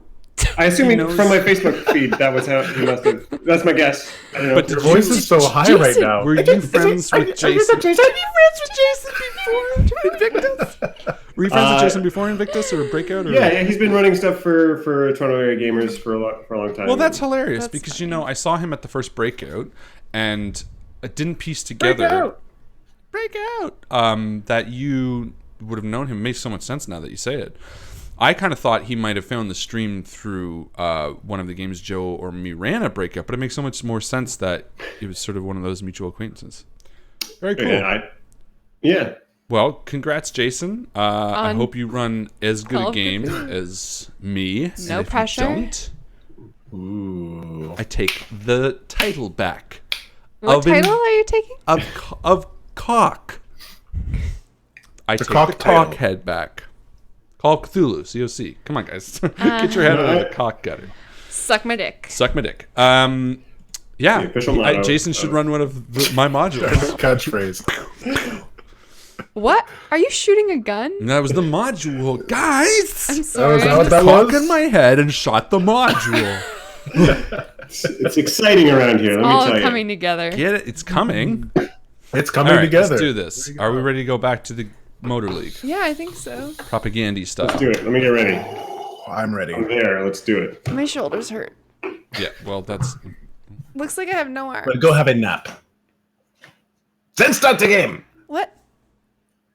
Ladies and gentlemen, without further ado, Joe's stretching. Ooh. It's like ASMR for the eyes. Ooh. ISMR. You're welcome. Okay, so ASMR. Ruth. Isn't that a flying race? Shush. ASMR. Nerd. Nerd. Nailed it! Not illegal. So Ruth, this crazy thing happens to you. Yeah. And then I think Hex, you wanted to do Yes, something, but please. Ruth, how do you react? Just for like a little moment, little second. Let's just have a cute little mo together. Momo. There's a moment where I think she ends up standing up, sort of touching this woman. She sort of backs away real quick, realizes Hex gloves are on the ground, and like starts to move forward again to get the gloves. Mm-hmm. And then Hex gets a chance to do whatever. Like I think it's just that moment of like she's shocked and wants away. Shocked and odd. I'm going to lay down fire. Ooh. I'm going to roll plus hard and see what happens. Pinu, pinu, pinu, pinu. I got a roll that didn't show. There we go. 7. Okay, you get to choose 2 things. Nice. So I can either provide covering fire, allowing another character to move or act freely. Provide supporting fire, giving another PC +1 choice to their own battle move. Provide suppressing fire, denying another character to move or act freely. Or take an opportune shot, inflicting harm. So I'm going to take an opportune shot, inflicting harm. It says, but -1 harm on an enemy within your reach, which I am not in reach at all because I'm up on top of the gun. So I'm going to take an opportune shot, and I'm going to provide supporting fire. So I'm going to give +1 choice to Locke's battle move. So you're going to have +1 to your next battle move, Locke. Great. And I'm going to take an opportune shot at this old bitch Okay. because she stabbed me. And even if it's calmed down now, I'm like, Dead? So that's really interesting because Ruth just risked all of this I know, to heal. stuff to heal her. And Yeah. now you're just going to act brashly. I don't know, and- Ruth, are you going to be angry at that? I mean, I'm not trying to change your character's mind at all.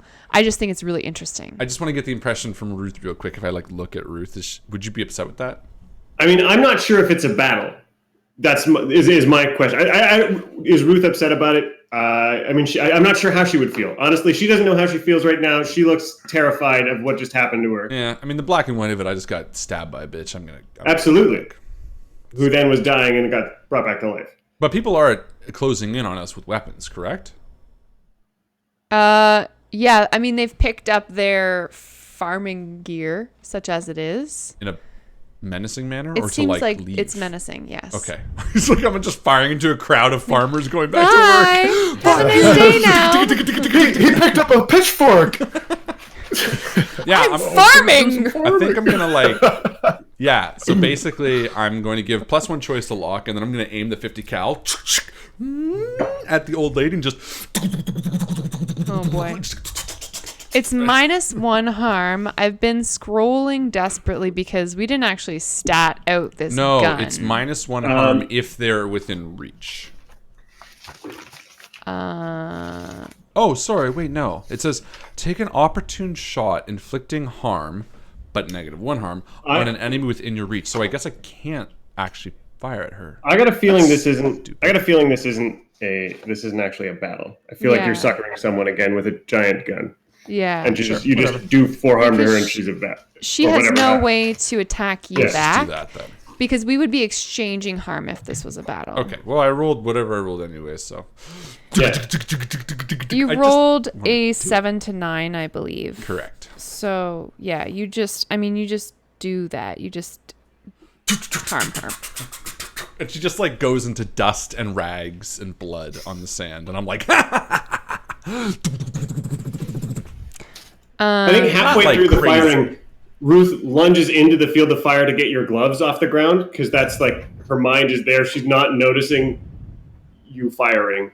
Good. Ruth, as you do that, these ranks of farmers close in around you. They seem kind of unfazed by this gunfire. And one of the beefier dudes wearing post-apocalyptic overalls, like, tries to pick you up, and like sling you over his shoulder. What do you do? I don't allow that to happen.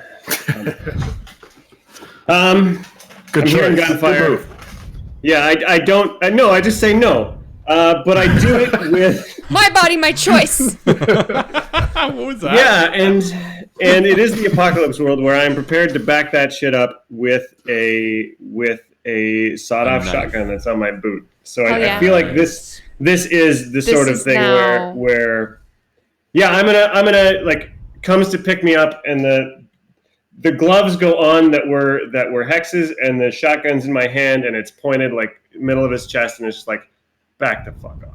Like now Ruth is here. Now Ruth is like in the zone again. She's seeing battlefield sprayed blood all over her. She's in a comforting place only because it's normal.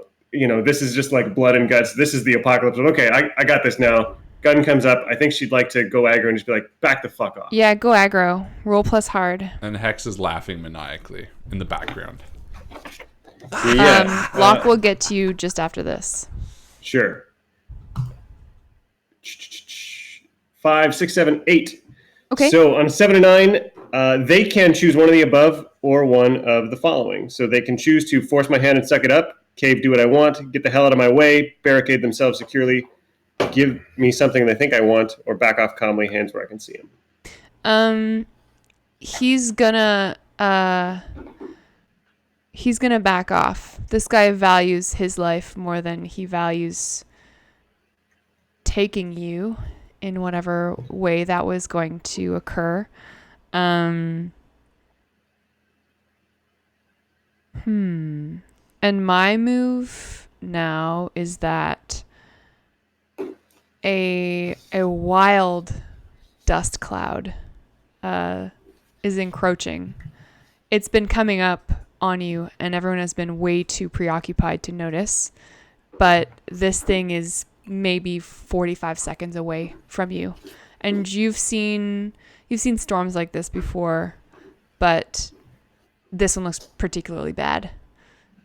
So you know that you're gonna have to get into some kind of shelter, or bad shit will happen to you. Can we use the ambulance or? Yeah, probably. Locke, what happens? There are some dudes who are, one of them has a machete, another guy has a hoe, and a third guy has a pitchfork, and they have sized you up as the most formidable opponent. Their beloved Franken-Jesus has been murdered, and Obliterated. And they want blood. What do you do? Well, I'm still up on top of the pape. Yeah, And they're just kind of walking towards you like angrily. Yeah. Well, I see the storm cloud, And I turn back to Ruth, and I try to shout, but I can't hear myself over the sound of the gunfire. But I do anyway. I say, Ruth, You're shooting her do we so have much. time to outrun that?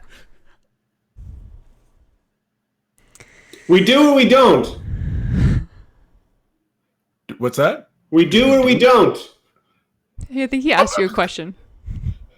Do we? That's what I'm asking. Do we or don't we have time to outrun that? I don't know. We gotta try. You're the scientist. All right, coming. I'm just figuring because there's shelter down here in this here tube. Don't go in the tube. Why not? It's just a clicking. And all the bullets are done. Ah. Get in the ambulance. Should have used them All on more right, than one come on. person. Dang it. And I'm going to That was 7 years of rounds. I'm Yeah. going to leap inhumanly far to get over this. I'm waiting for these guys to encroach close enough that I can jump over them, and I'm going to leap over them and land in a perfect hero pose. Okay, do And, something under fire, I guess? Yeah. Roll plus cool to see if this works. And everyone remember, when you roll with an ability that you yeah. have highlighted, you get to mark XP. Oh. Just don't forget about that. All right. That's I was 12. like, shit. Ooh, Oh, that's hell 12. yeah. Yeah. So I fucking land. You do it. A bead of sweat comes down my forehead, and I wipe it back in slow motion, catching an errant dreadlock as I whip it back and push myself up off the dirt and dodge by, errant pitchforks that are, Mm-hmm. being thrust at me. And I just don't even bother. I knock one aside and knock another person's head into another person's head as I swiftly and casually, like a breeze, make my way through the crowd. Yeah, very And action hero swing myself style. through the window into the passenger side. Sick. Ruth, what are you doing? I think Ruth is leaping back into the ambulance and slamming it into gear and just pedal to the metal, going in the direction that's not the storm. Yeah. Okay, cool. And I'm still firing. It's empty! You do realize bullets those are like- bullets are hard to come They're, by, like, right? rolling all over the top, and like hot bullets are like falling into the window on your lap and shit. Jesus. Okay, so you begin to just fly away from this tube, See you crazies! away from this farmer cult, away from the approaching dust storm. Ruth, as the operator of this unwieldy vehicle, I would like you to please roll plus cool and modify with the vehicle's handling. As Yeah. this, we have established, is some uneven terrain. We'll see. Yeah, let's deal with some bad terrain. How So my that handling of the ambulance is 0. Mm-hmm. So we're gonna roll I'm plus gonna get cool. in, by the way, and shut the hatch in the meantime. Just 3 and a 3 is a 6, plus my 1 for cool is a 7. Okay, so choose one. You slow down and pick your way forward. You push too hard and your vehicle suffers harm as established. You ditch out and go back or try to find another way.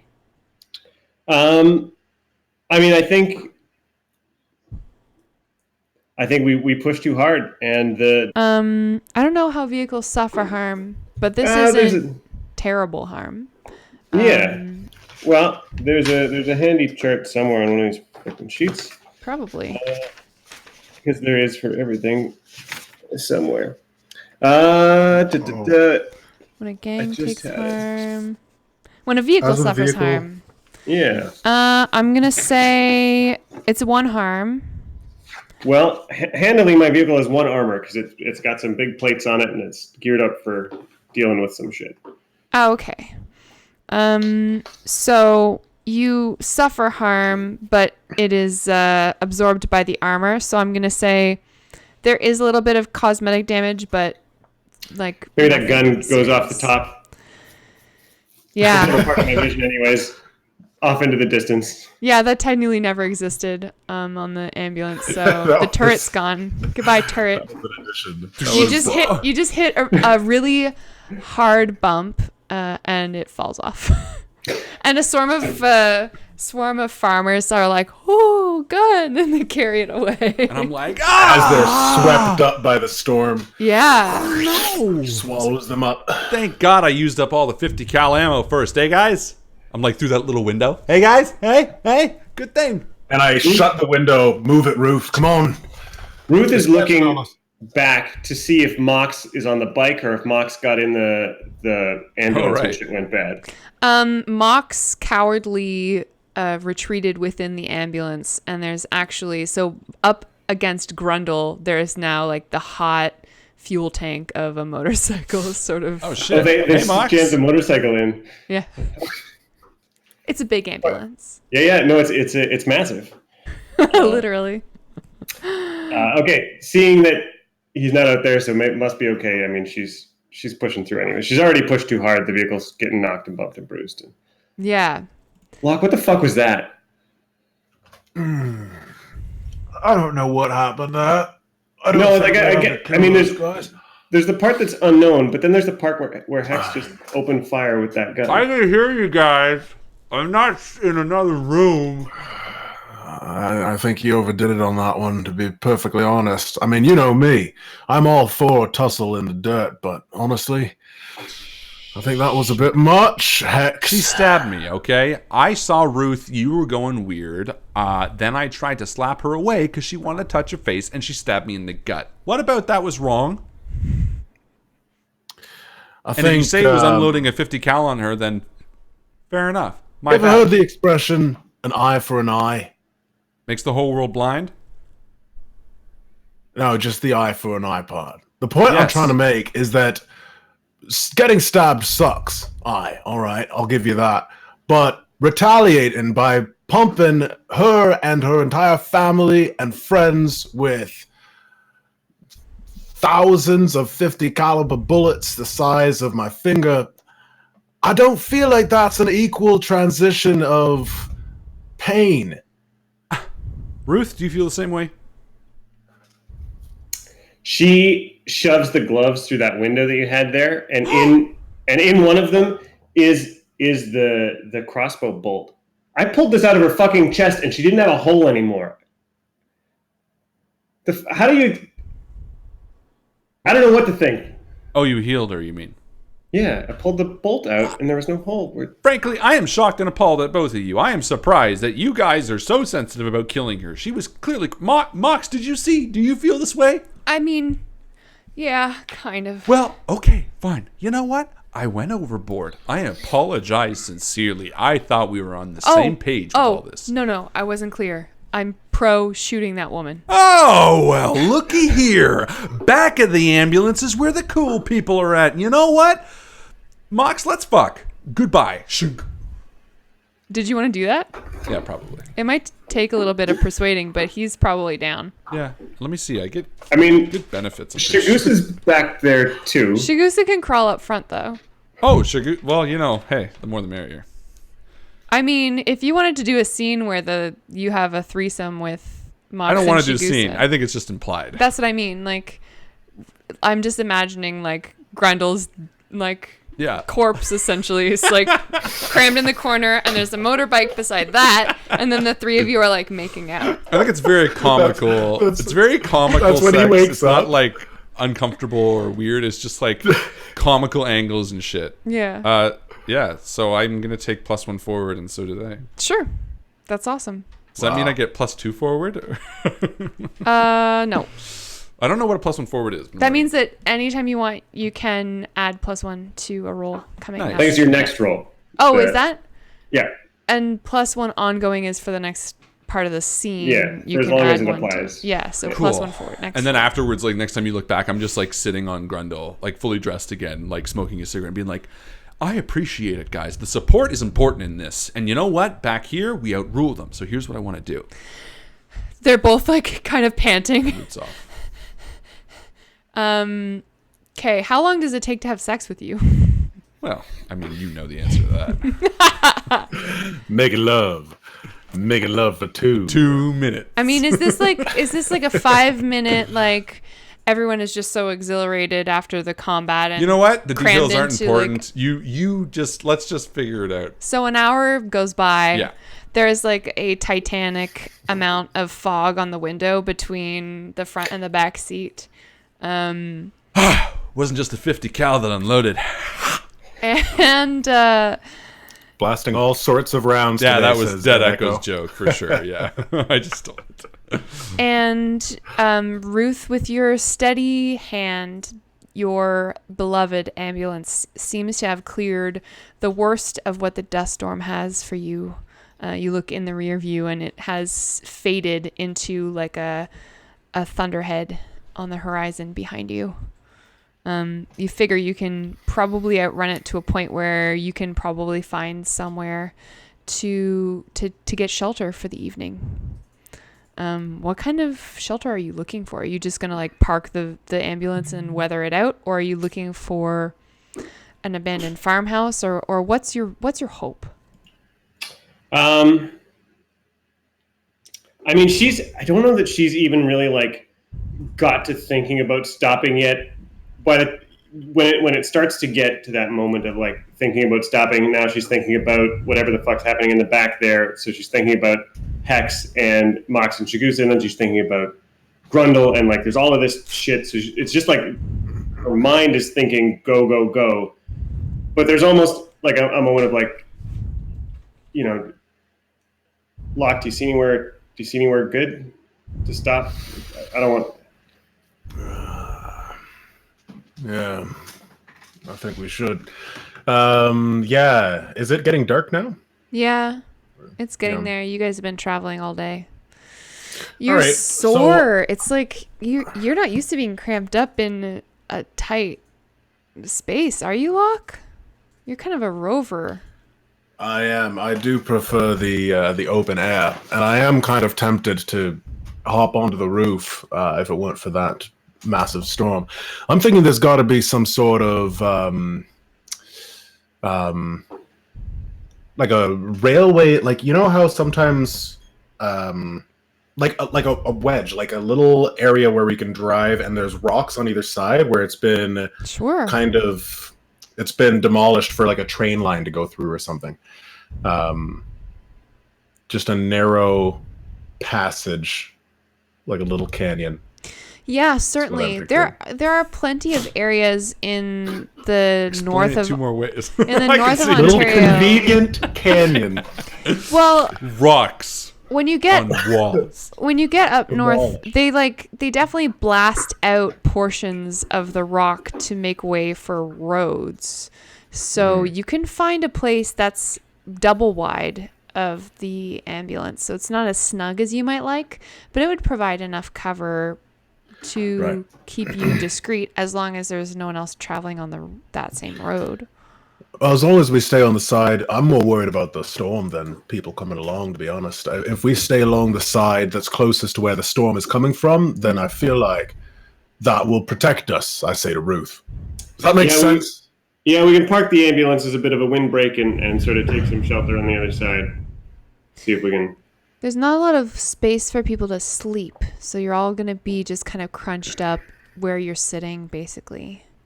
But as long as that is amenable. I mean, Ruth might get on and have a stretch her legs for sure, but Yeah. Locke would do the same. Yeah. Have you guys ever been up this way before? I mean, Locke, you mentioned last session that you had an interview with the chroniclers at one point, but they Right. refused you before you were admitted because of your appearance. You weren't really clear why. I have a feeling there were a few things they mentioned in the interview where I wasn't willing to do things that they would require of someone that was working for them. So they actually saw you and hosted you for a little while. So they I have did- been up this way. They did so from an outpost. It is a large building with a sign hung outside that's called the Chapel of Electric Light. This is the place where the chroniclers keep watch over their territory. It is part barracks, part church.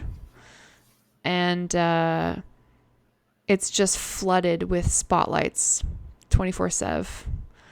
Right. They had you in there. There were a couple of men and women who pressed you with questions. And Yes, I've been up this way before as well. I've traveled around a number of times.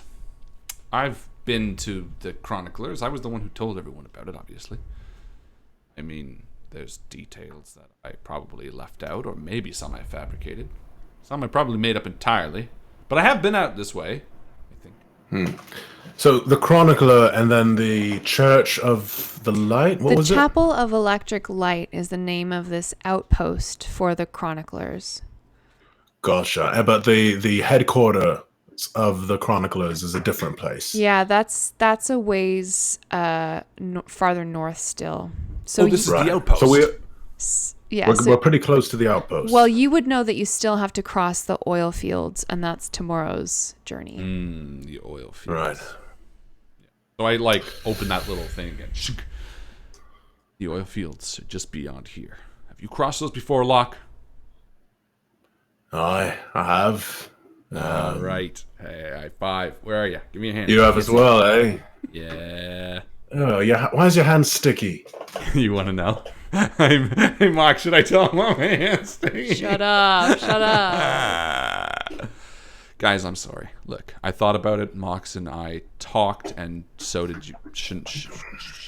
It's Shigusa. We It's spoke still as well. Shigusa. They agreed that I did the right thing, but I will meet you halfway and say I went overkill with the 50 cal. I didn't have to waste all the bullets. But we do agree that she did need to die because she was a threat. So I'm willing to apologize for my part if you guys can apologize for hurting my Fifi's feelings.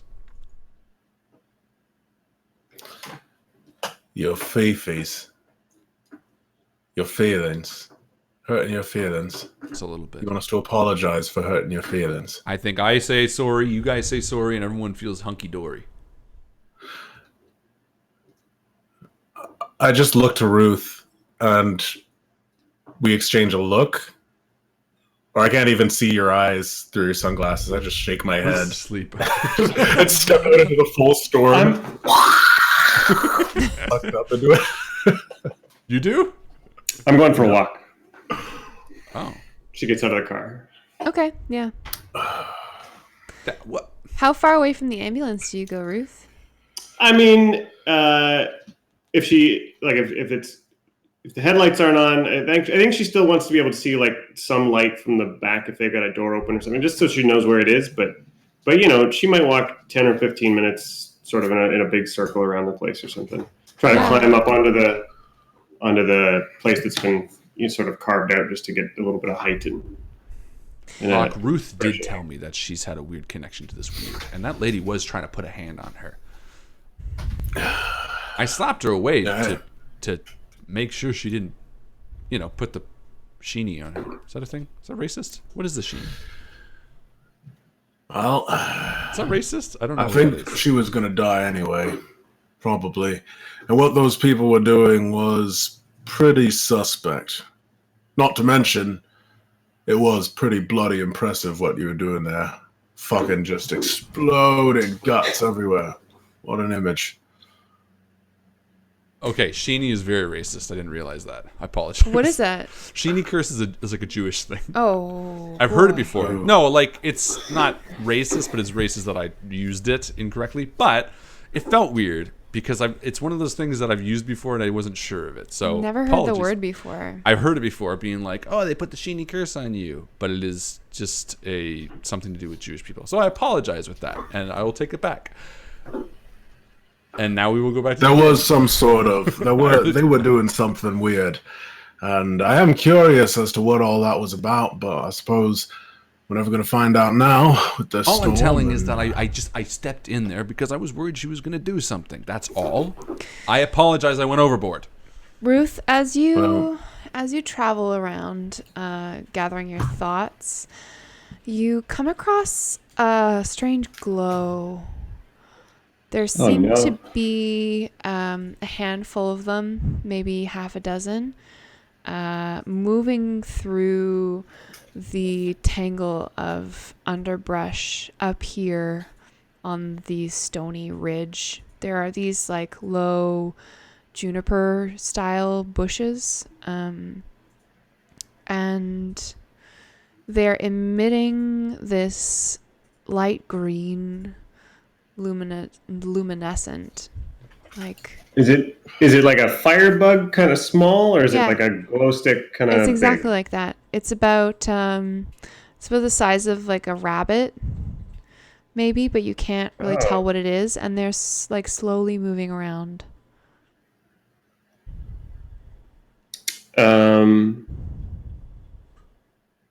Yeah, she might go a little closer to investigate.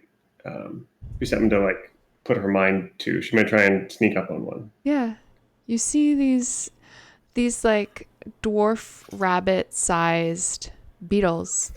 They're blinking slowly to each other, and there's like a little hive of them, and some of them are like getting it on, and some of them are like hunting around for little tidbits of food.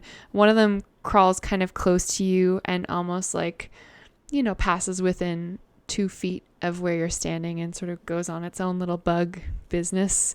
You've never seen anything quite like this before, but they seem to be pretty innocuous.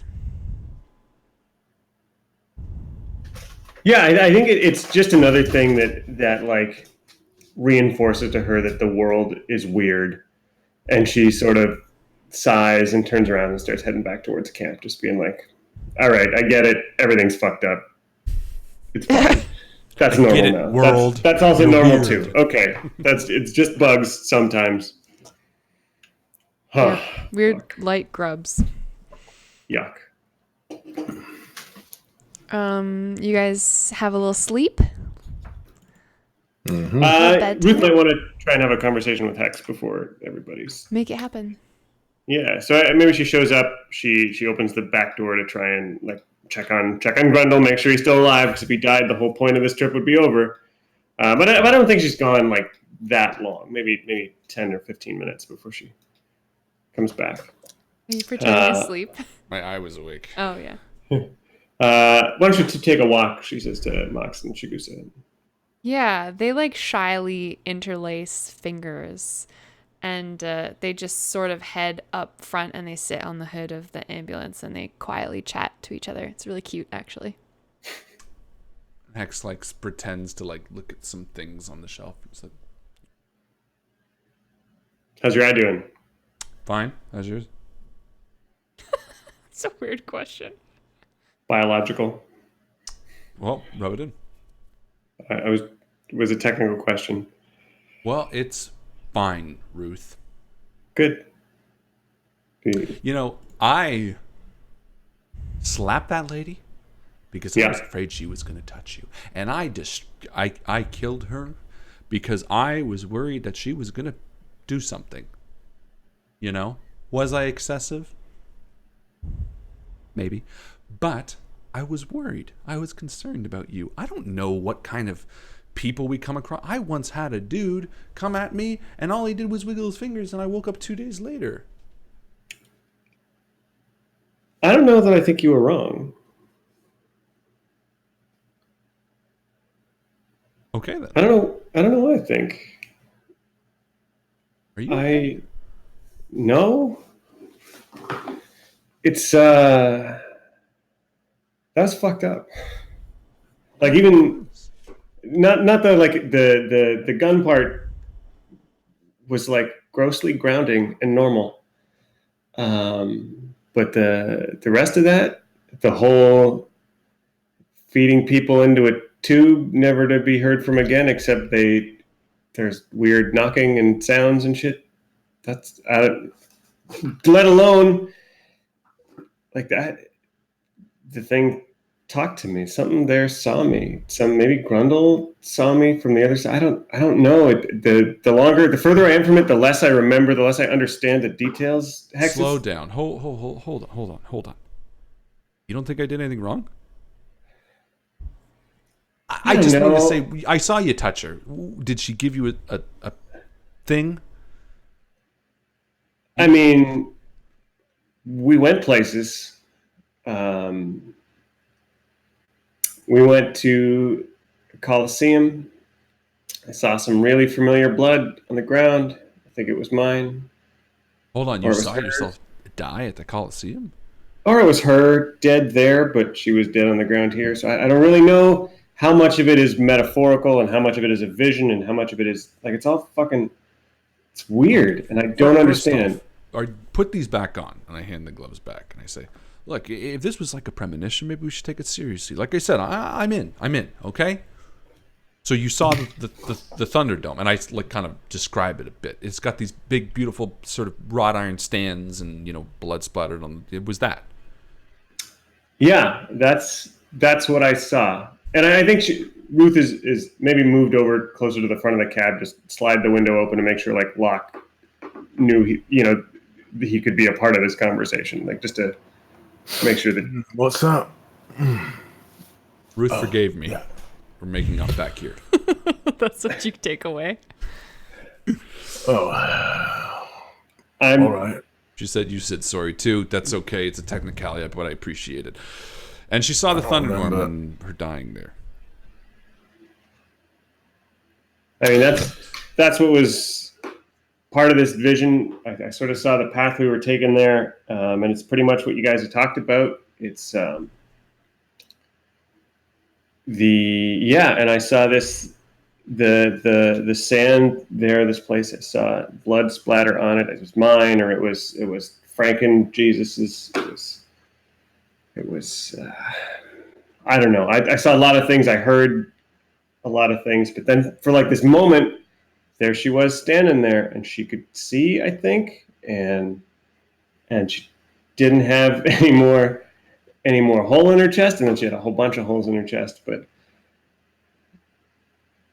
I don't know what's happening to me. Okay, so you said that Grundle was calling you from the tunnel, and you thought maybe he saw you? I mean, there was a voice that said that. Then there was a voice that I didn't recognize that knew me and knew we were coming. But I guess what I'm trying to say is, you guys are equipped for a lot of things. You guys are really both very formidable. But this is the sort of thing none of us have any experience with. None of us know what the fuck we're doing. None of us know what the hell is out there. Someone like that woman did know something. Maybe she knew something. Maybe she could have helped us figure out if this was a premonition or if this was just weird, hokey nonsense we should ignore. We'll never know because she's dead. And I'm not saying I think that's wrong. I don't know. But we need like someone who understands this shit who might be on our side. Do you know anybody like that? Anybody in No, town? The next time we come across somebody, maybe we should ask them first. Before we pump them full of lead, 50 caliber bullets, perhaps. Or I a crossbow think bolt. maybe. Hey, I was just trying to slow it down.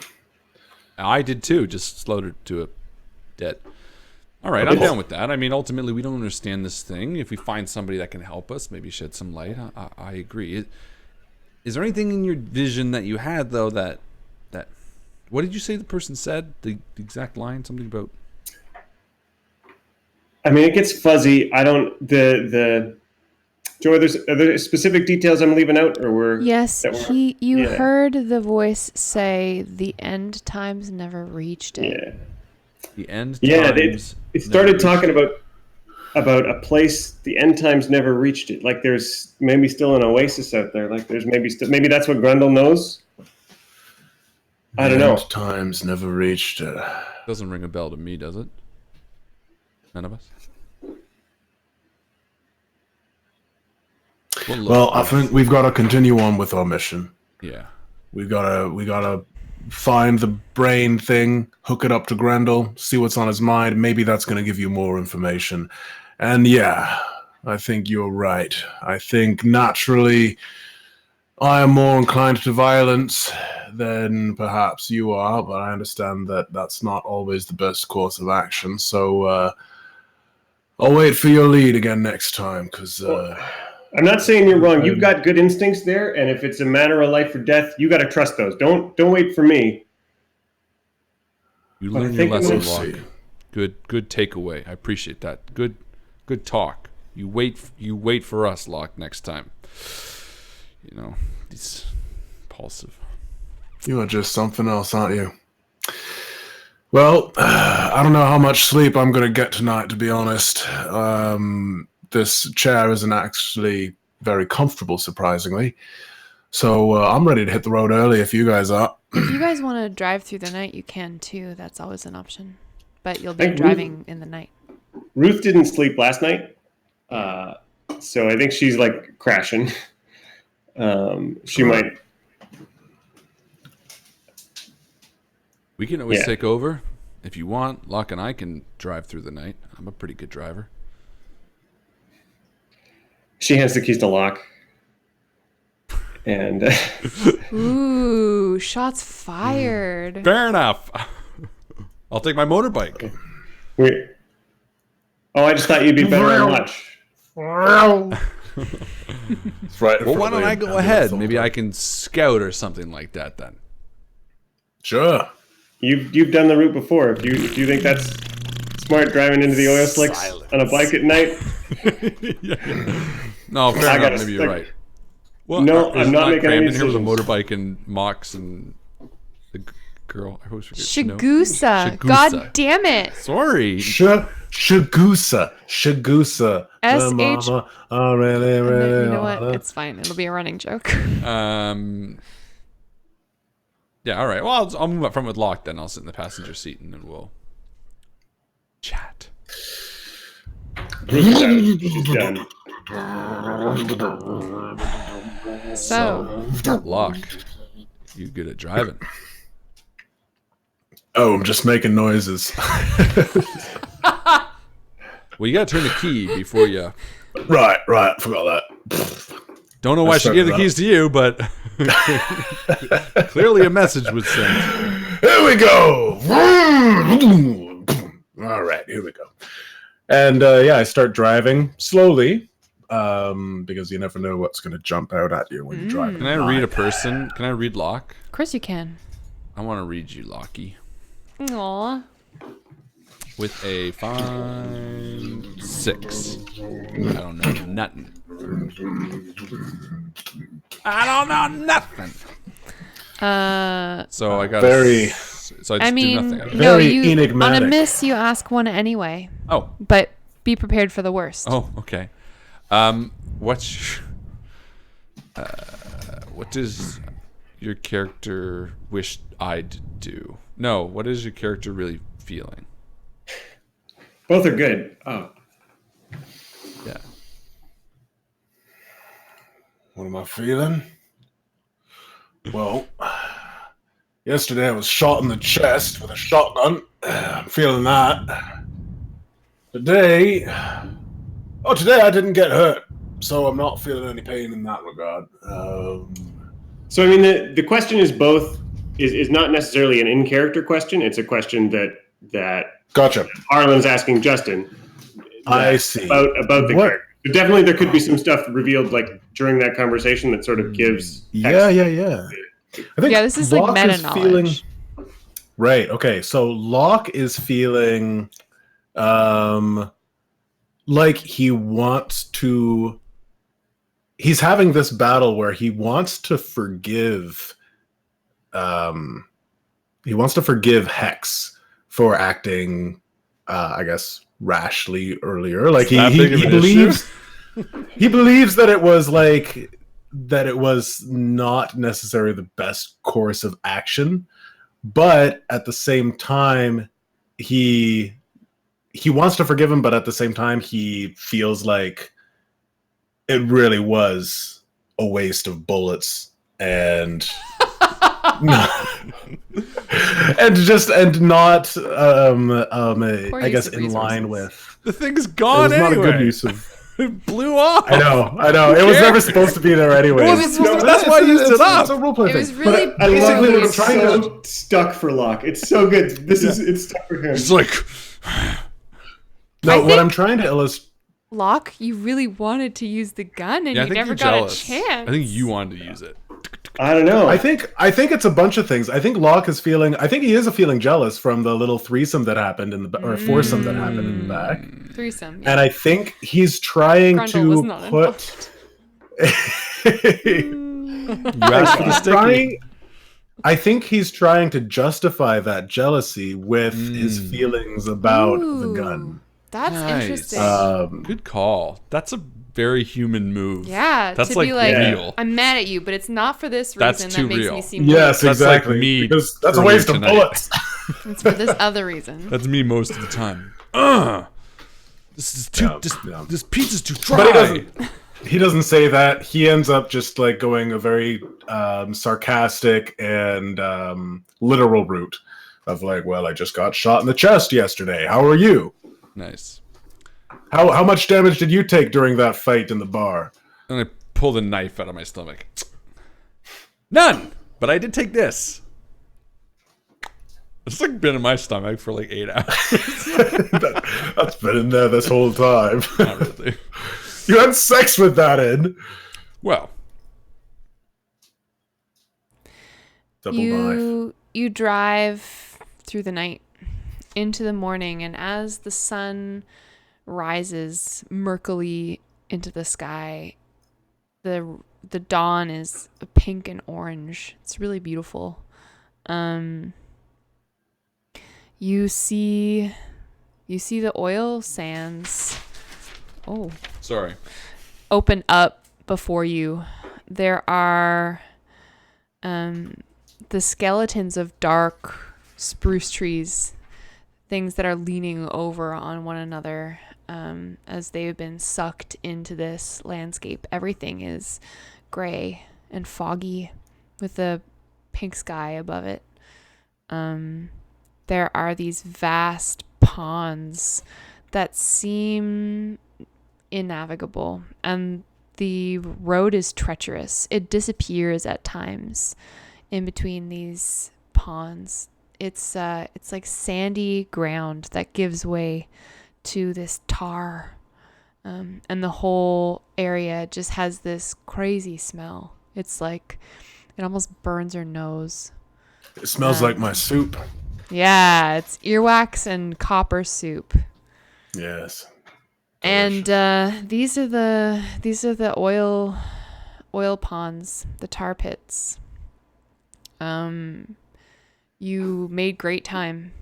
So you figure if you can find a safe way to traverse this land, you could be there in as few as 5 hours, or if you get stuck and lost, as many as another day. I think what would make sense, and I say to Locke, why don't I get on my bike, take a good 20-foot lead, and see if I can't? Because if my bike gets stuck, that's okay. You and I can wedge it out. But if the ambulance gets stuck, we're fucked. So I'll kind of act as scout 20 feet before the ambulance. You said it's dawn, right? It is dawn, yes. So I nod and say we should wake Ruth up for this, though. I think this next leg is going to be potentially challenging, and the more eyes we have, the better. Go bang go. And I'll go wake her up. Ruthie. Yeah, what's up? Oh, we're the turf flats. Oil fields. Perfect. Great. Okay, yeah, so what's our plan? I'm going to You know the way navigate. through? Yeah, about 20 feet ahead in my motorbike. And if it gets stuck, we'll just use the winch to get it out. And that way you guys aren't going to drive into any murky sand. Hex, I would like you to also deal with bad terrain. Do you have the stats for your bike, your vehicle's handling? No. Okay, why don't you roll plus cool, and I will try to find that shortly. Let me look at bike. You get to pick one of these for your bike. +1 speed, +1 handling, +1 massive, +1 armor. So I rolled a 9 Massive. first off. Too massive. Sorry, plus one what? Plus one Yeah, what? I Plus don't one think what? we statted out your bike yet. So forget what I said about the rolling and let's talk about what your bike looks like and does. Well, I rolled 8 anyway, so I want to keep that Okay. for when I do roll. Great. So, like Rob just said, you get to choose 1 or 2 strengths, 1 or 2 looks, and a weakness. You can choose to have a fast bike, a rugged bike, and Okay, a let's go plus 1 speed. Okay. What were the other options? plus 1 handling. And So- plus 1 handling. Let's do that. What? No, you can choose 1. Good. Oh, let's do plus 1 handling. Okay. I'm an easy date. First, What's that first one? Give me that. For strengths, fast, rugged, aggressive, tight, huge, or responsive. Well, let's go responsive, I guess.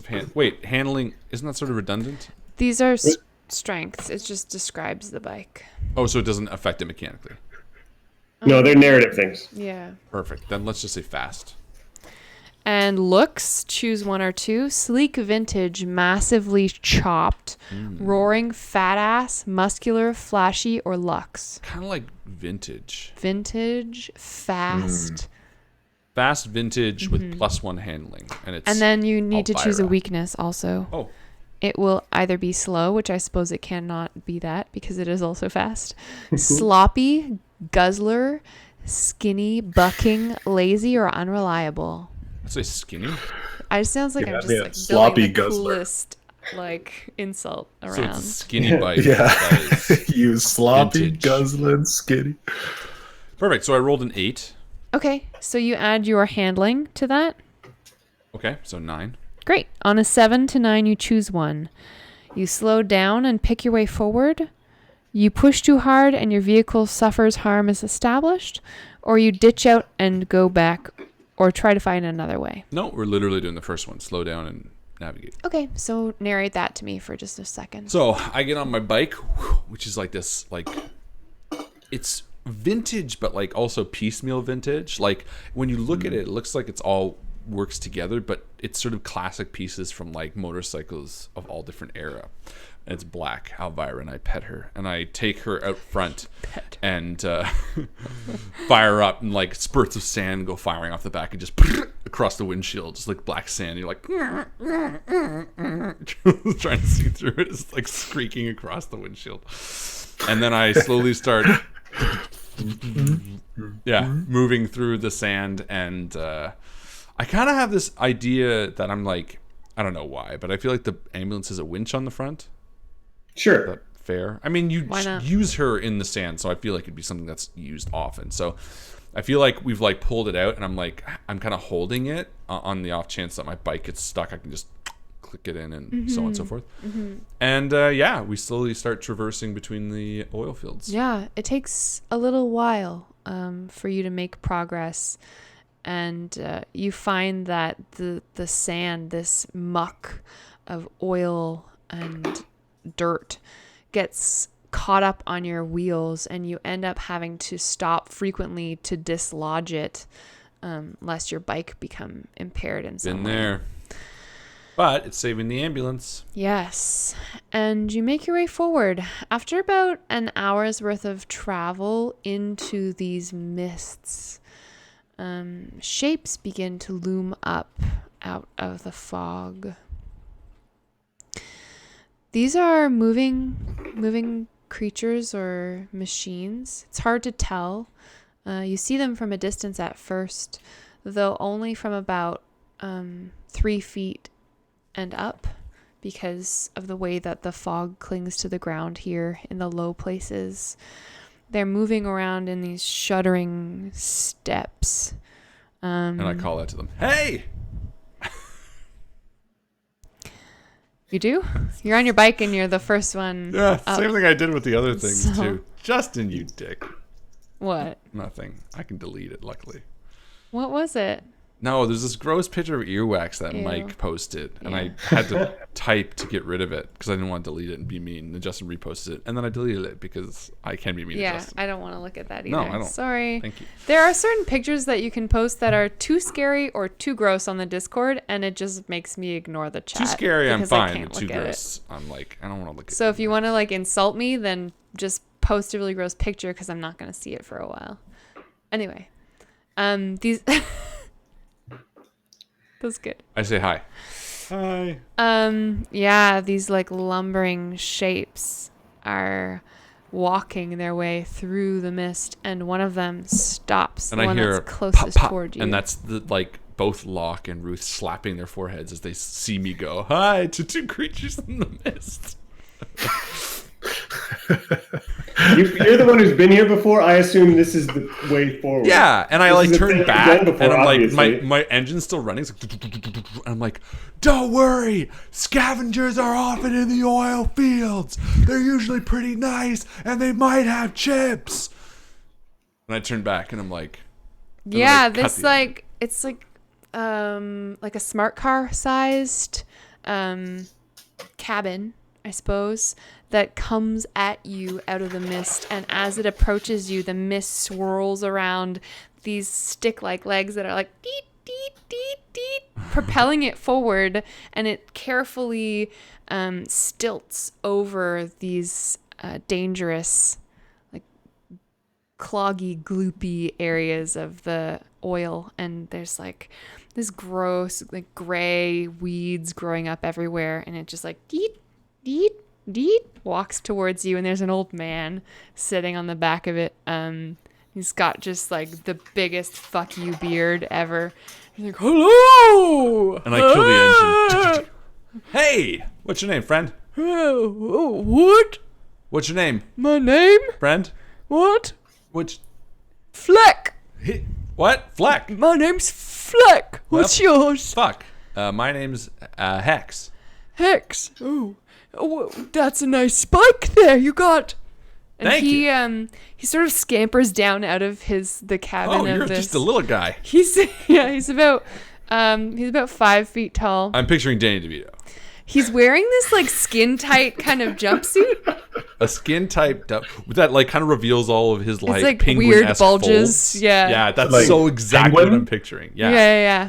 Danny DeVito is the penguin. You know when he's got like all the weird It's like masses in areas. it used to be red at one point, but it's so discolored. It's like a gray pink color, especially around like the crotch and the armpits. And I'm like, hey man, you want some soup? And I flick off my bike and start walking towards What? the ambulance. And Yes. I'm like, guys, Ah! Fleck. And, He holds up a hand from him and he's, I forgot, just a second. He scrambles back up into the cabin of this like little machine. and I like knock on the window and I'm like, Who's this? Fleck. Uh-huh. Look, he's a roving oil dude, but listen. I'm listening. Closer, just come close.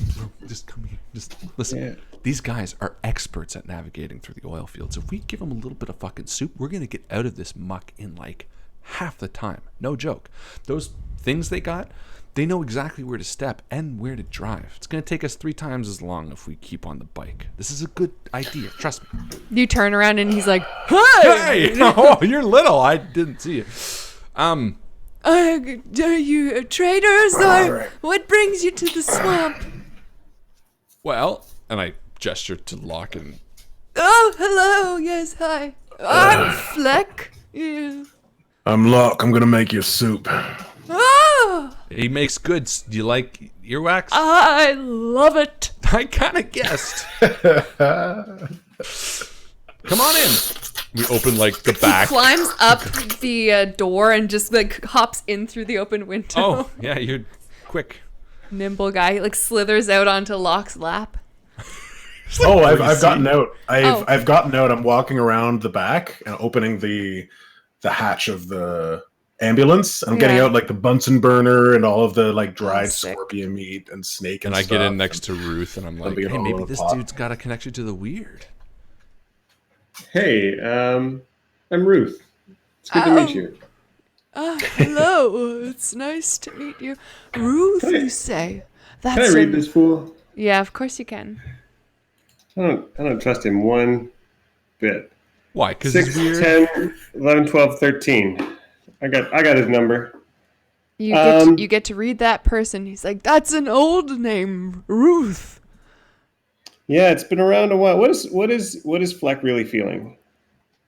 Fleck is feeling really fucking stoked because it looks like you guys have a lot of stuff. Uh-oh. And he's pretty into that. Yeah. So you're a scavenger around here, or what? What were you doing out in the swamp? Yes, I live here and work here, and well, I was born here in the swamp. All by yourself. Well, no, just, you can see just over there. There's another scavenger sort of like dee, dee, dee, dee, dee, Oh, moving cool. around. Hey! It's pretty far away, and he's like, that's my wife. She's a good woman. What's The Fleck pickings intend must to have do? been slim, man. Sorry? What does Fleck intend to do? Fleck wants to do business. Okay.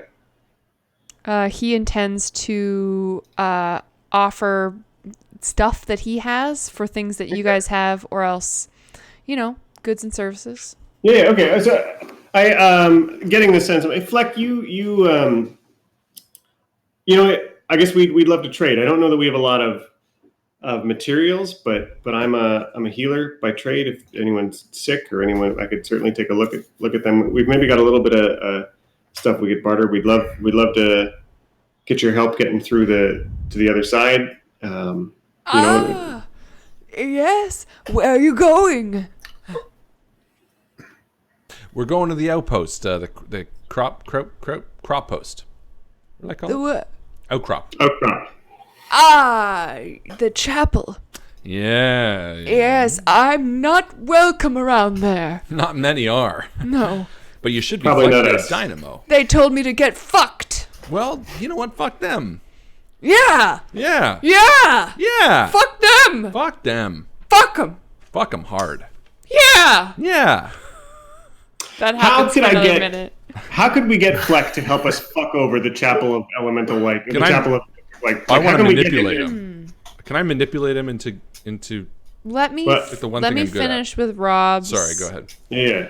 How can you get him on board with your plan to? Yeah. How can we get the character? How can we get Fleck to help him get revenge? To be the perfect. He's got the lay of the land or something. How can we get him to help fuck over He these guys? feels weak. As an old man, as a man who's small of stature, as a man with very little to his name, and he will align himself with you if he's made to feel powerful.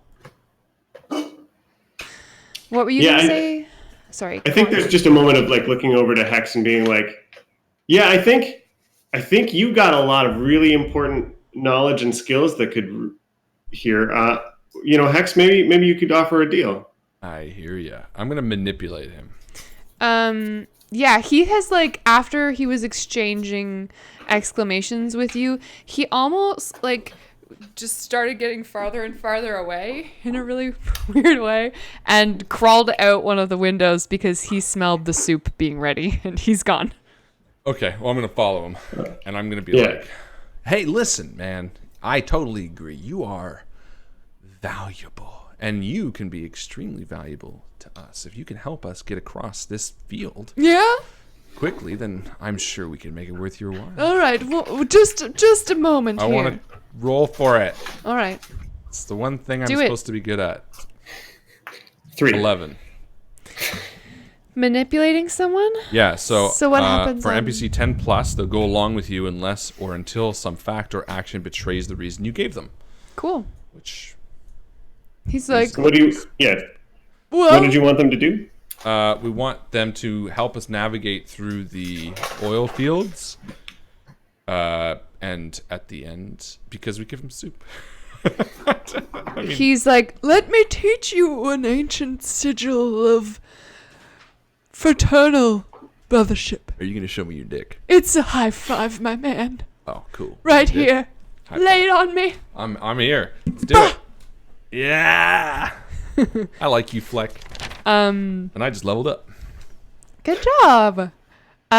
Fleck is at your elbow, Locke, and his nose makes its way over to the pot of soup. Oh, what's in there exactly? Sorry, it doesn't smell all that good. It's delicious. Are you kidding? Have you smelled the air around here? Fair point. Fantastic. Yeah, no, this is you got some scorpion in there. You've got some Western rattler, rattling snake. It's been an age. Refreshing beer.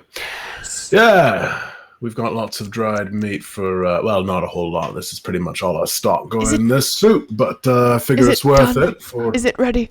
Can I have some? well, usually I'll let it Can I simmer just a little just bit longer. Well, Well, yeah, you can have a spoonful now if you want. I would love to taste that soup.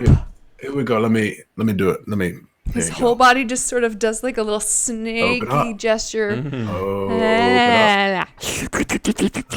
Yeah. He gets like some stuck in his beard. Hey, oh, you got a little. Closes I just his like I eyes in pleasure. lift it up. I lift up the dribbles with the spoon. There you go. How's that? That'll be a good one.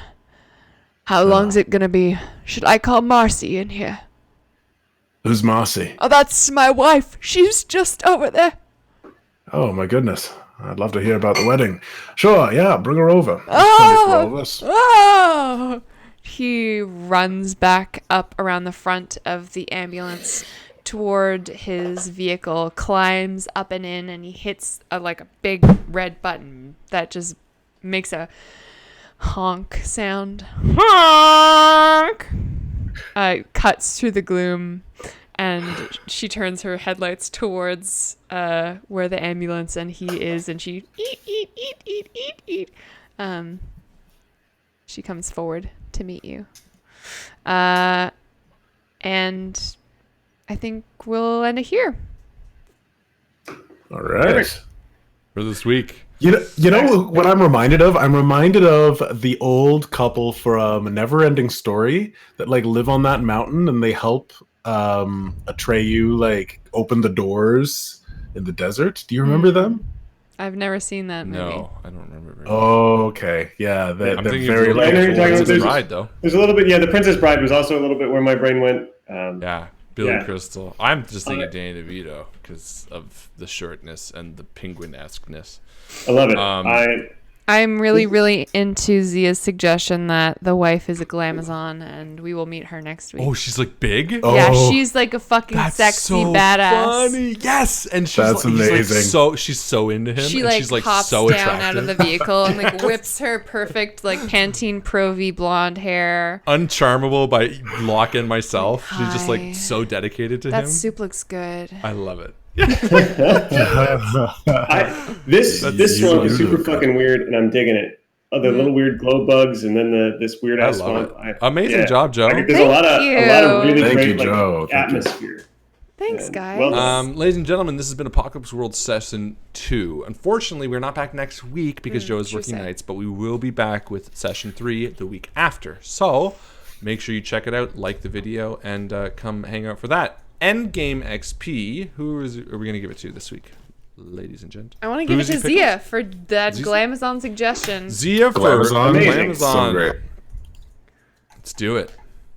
Ladies and gentlemen, that is it for us. Hope you had a wonderful time. As always, thank you for hanging out with us. And as my good friend Rob always likes to say, It was great you were here. Thank you. it's genuine. Thanks, guys. Thanks, guys. Cheers. Good night. Good night.